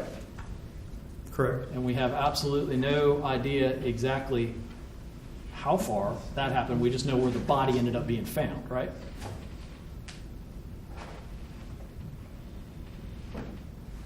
It's in close proximity to the final I position. understand it's all in proximity. This whole thing happened within a 40 square foot Well, area. you're not really giving me specifics. Are you talking 5 feet from where I have them? Are you talking 3 inches from where they are? Or Well, what I'm asking you is, why does your animation give me those specifics? because it's to the one side of the shell casing, it's to the other side is the cell phone position. Plus their previous position is just up the slope from their third position. If I'm, the animation itself is based on a series of estimations. Can I interrupt you for just 1 minute? Yes, sir. I saw that animation one brief moment from a computer, and although I remember generally the things that you're talking about, but specifically positions and stuff, it would be helpful to me if we had the animation up and you had him explain the positions that you're talking about, because Do you have your laptop still there with you, sir? have we figured out a way to I put it up? think we can get one of these several computers that has that animation on it to work now. Okay, So if can take we about 2 please do minutes. that, because I'm really trying to follow the testimony, and without looking specifically at each figure or position you're talking about, 3 and 4, it would be helpful to the court if I had that in conjunction with the testimony. Sure. So can we try to do that? Absolutely, Your Honor. You're doing yours. Let's try something that's PC friendly, right? That's our best chance, I think. I'm sorry? Your laptop Can we is get the working? screen down? Okay, let's get a projector warmed up and your laptop cranked up. Why don't you question it from your table?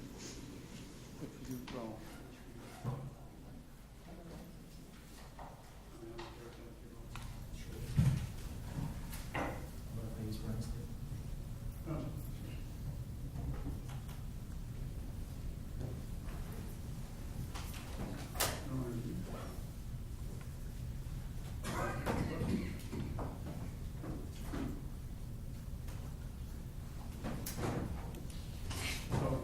Look it up first.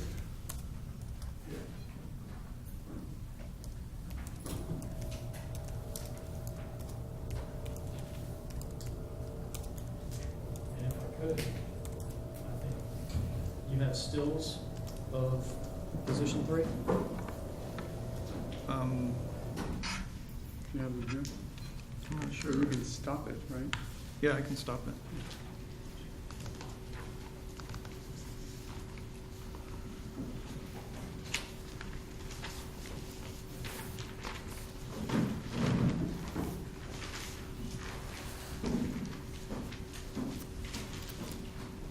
I don't believe I have position 3. Is there a position 3 still? No. Go ahead and just fast forward it now to position 3.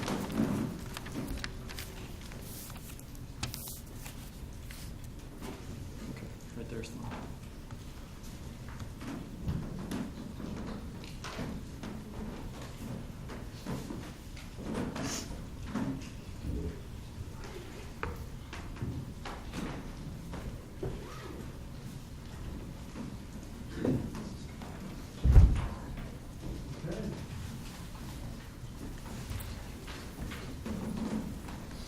Okay, Okay, you so, want to run it? Start right there. Use- Okay.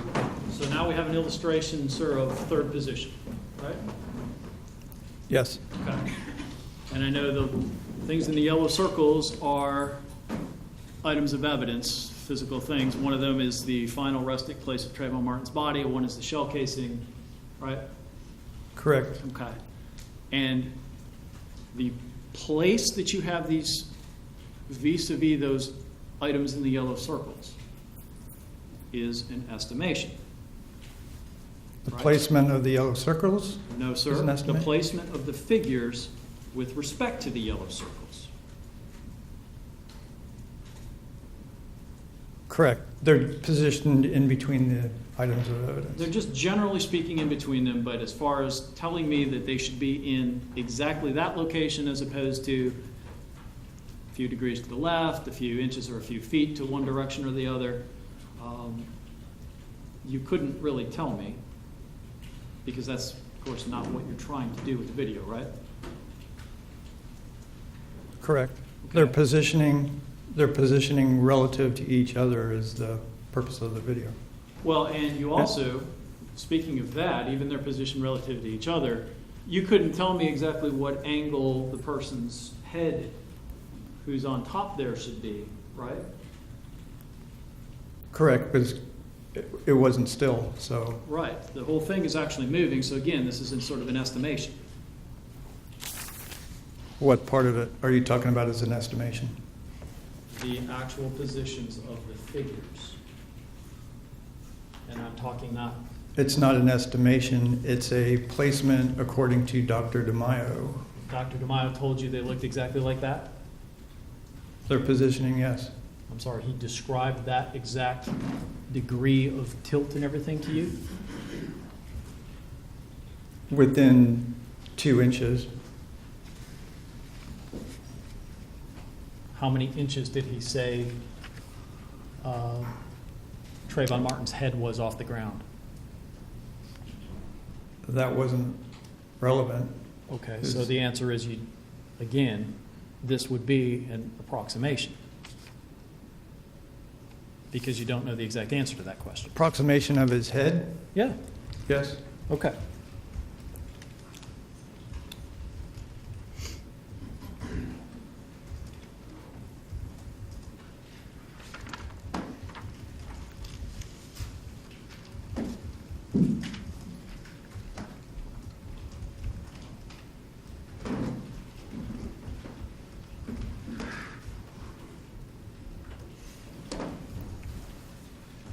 As far as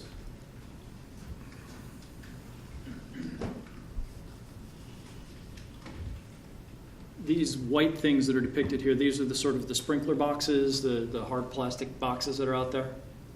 Sprinkler boxes and drain boxes. Okay, those hard metal or plastic covers, whatever they're made of? Correct. Okay.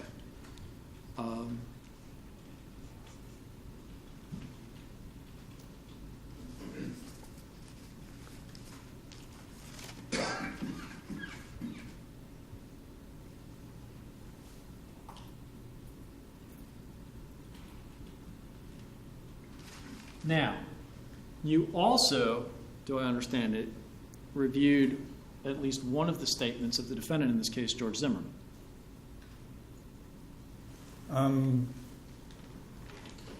That was supplied to me. I'm not sure which one you're talking about. Did you use any of those to create this animation? Any of the animation, or what part of the animation you're talking Any about? part of it? Some of the initial portion at the T intersection. Okay. And that is it?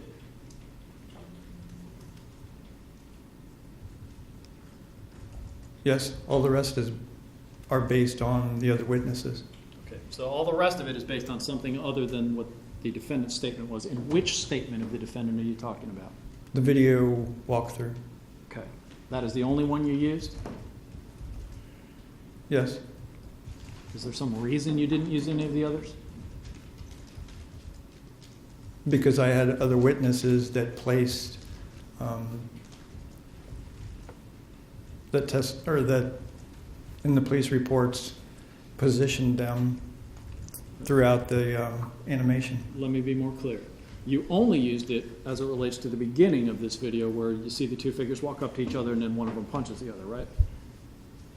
Correct. Okay. And I used it in conjunction with Jenna Lauer's testimony about that is where the initial conflict took place. Is there a reason that you only used the video walkthrough statement as opposed to any of the other several statements?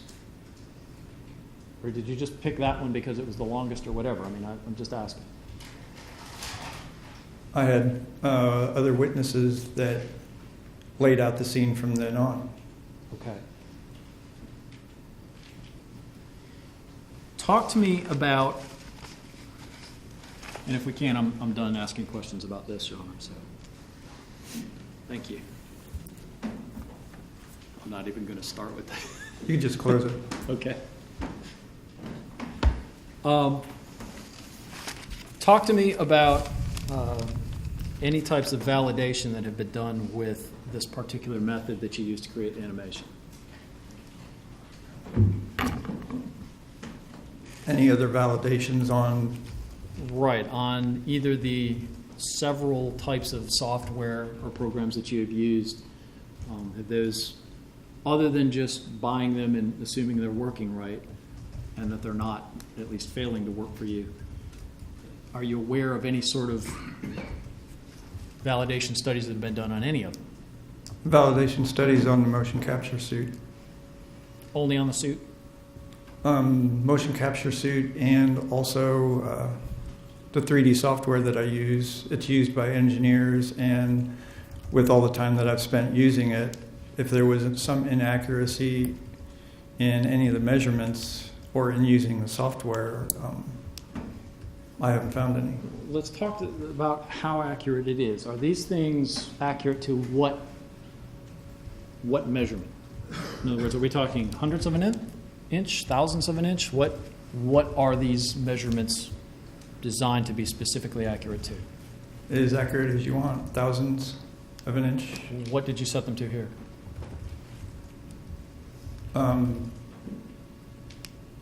Just what was relevant to what I needed in terms of positioning of the items, measuring, for example, from the porch to the shell casing, and Okay. there wasn't anything in this that required thousandths of an inch of accuracy.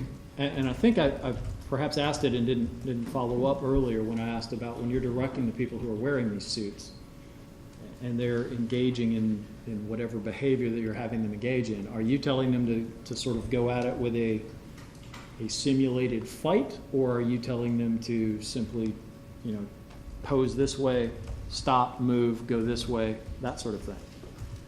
Just move according to what the witnesses wrote in their police reports, in terms of what position they were in, what they were doing, for example, ground pounding or that type of movement, and just to how they would naturally interact with the ground and the slope and the sidewalk. So you were sort of almost like directing a movie, saying to an actor or an actress, go here and do this. They weren't just doing it on their own? Correct. It was based on the location of evidence on the scene, the type of surface they were on, what was written in the police report in terms of what they were doing at that location. When we're talking, for example, about the actual motion, for example, at the first part of that tape, where there are figures in motion, did you have them attempt to simulate the actual speed of that, or did you just simply have a person in a capture seat make that motion and then you adjusted the speed using the software? The swing and the reaction to the swing is, it wasn't sped up. That's the natural movement. So that's as fast as the actual actors happen to do it. Correct. Any idea whether that's accurate as opposed to simply another estimation? It was just a movement portraying that occurrence. So as to whether it's... And how somebody doing that motion, recording somebody doing that motion. If I were to ask you, can you tell this court for certain that it is an accurate depiction of the motion and the blow that it's supposed to depict, you'd have to tell me no, right? It's an accurate movement of somebody swinging and striking another person in the face. Just as the actor decided to do it. As a human would move. There's other ways of doing that reconstructionists do animation, which is hand animating on the computer. where you take a 3D figure, move an arm, advance it some frames, move the arm again. And so they're just estimating about the way something really moves. With the advantage with the motion capture suit is you put the suit on, and that's the way a person will move. But that's the way that person on that day, while you had the suit on them, moved. Correct. Okay. You can't tell me that's the way that if we assume it's one figure is Trayvon Martin and one is George Zimmerman, you can't tell me that that's actually how they did it that night. This is just portraying one person coming up and striking another person in that manner.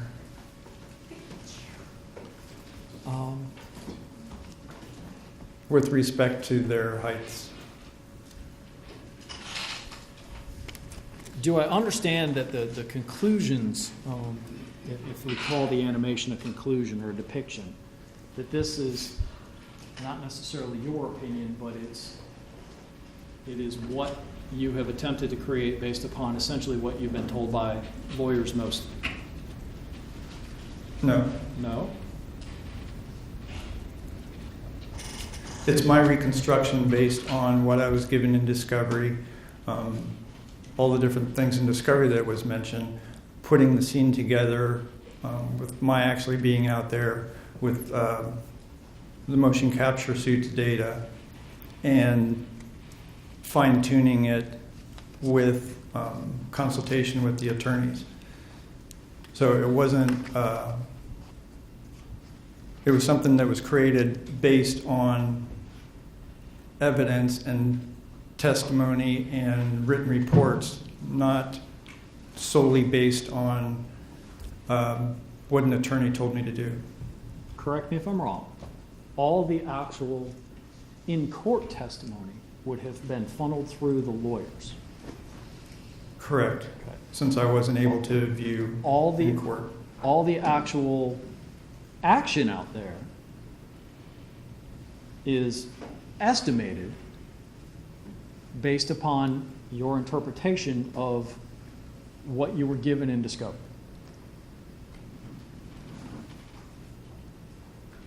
A reconstruction, yes, based on evidence that I was given in discovery. Okay, and an example of that, again, just to use the example again, is the shell casing. As to, you know where it landed, but you don't know exactly how it got there.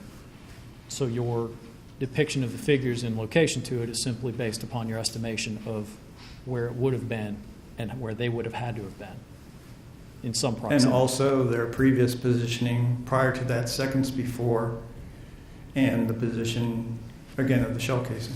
Okay.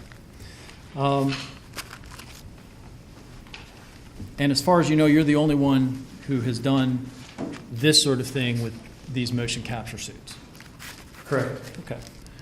Anything else you want to get into? Thank you. No other questions? Thank you. Redirect. Yes. Just to start with the last question first, then we'll go back to the beginning. These motion capture suits, is this just a next generation of motion capture suits than those that existed before with the balls all over them? Correct. And There's it's a just, lot more accurate, would that be correct? more accurate. There's less cleanup time.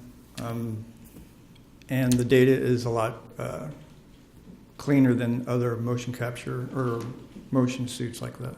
And you can also take it into different environments, and it's a lot more flexible that way. Because these motion capture suit accelerometers are wireless, correct? Correct. Do you have to be in direct line of sight with your computer antenna and all of those accelerometers to actually get the signal? You don't have to be in direct. I could record somebody that goes through the door and on the other side of the wall. Okay. It just has to be within range of the wireless. So while this is a new generation, are the motion capture suits generally accepted in your industry as a way of capturing motion? Yes, it's the most accurate way of capturing a person's movements. The newest and better, but not much different than in concept than what the older motion capture suits capture? Yes, they're restricted by the fact that they have to be recorded with a camera. Okay. And the disadvantage of that also is you don't have data, you can't see the data on the movement of an arm, for example. On this motion capture suit, you can see data of all the accelerometers. And those accelerometers then are hooked in together to software that then recreates the movement of those various accelerometers in the context of a body? Yes, it captures it all, yes. Okay. You could put 4 of them on a Frisbee and fly a Frisbee. Could you put them on a Frisbee and fly a Frisbee, and those accelerometers would kick back information to your computer, and then you could recreate the Frisbee spinning as it flies? Yes, it's also been used, they've also done recordings of jumping out of a plane and recording somebody skydiving with it. Okay. And then being able to recreate that. Yes. Just going back to the beginning, in the concept of the beginning parts of the animation and the modifications of it, have you ever waited until after a trial is over to create your animation? It sounds senseless in the question, but I want you to answer it. Are your animations normally done in anticipation of and in presentation to trial? Yes. Okay. And are they normally done with the available information like discovery that's available to you? Yes, they are.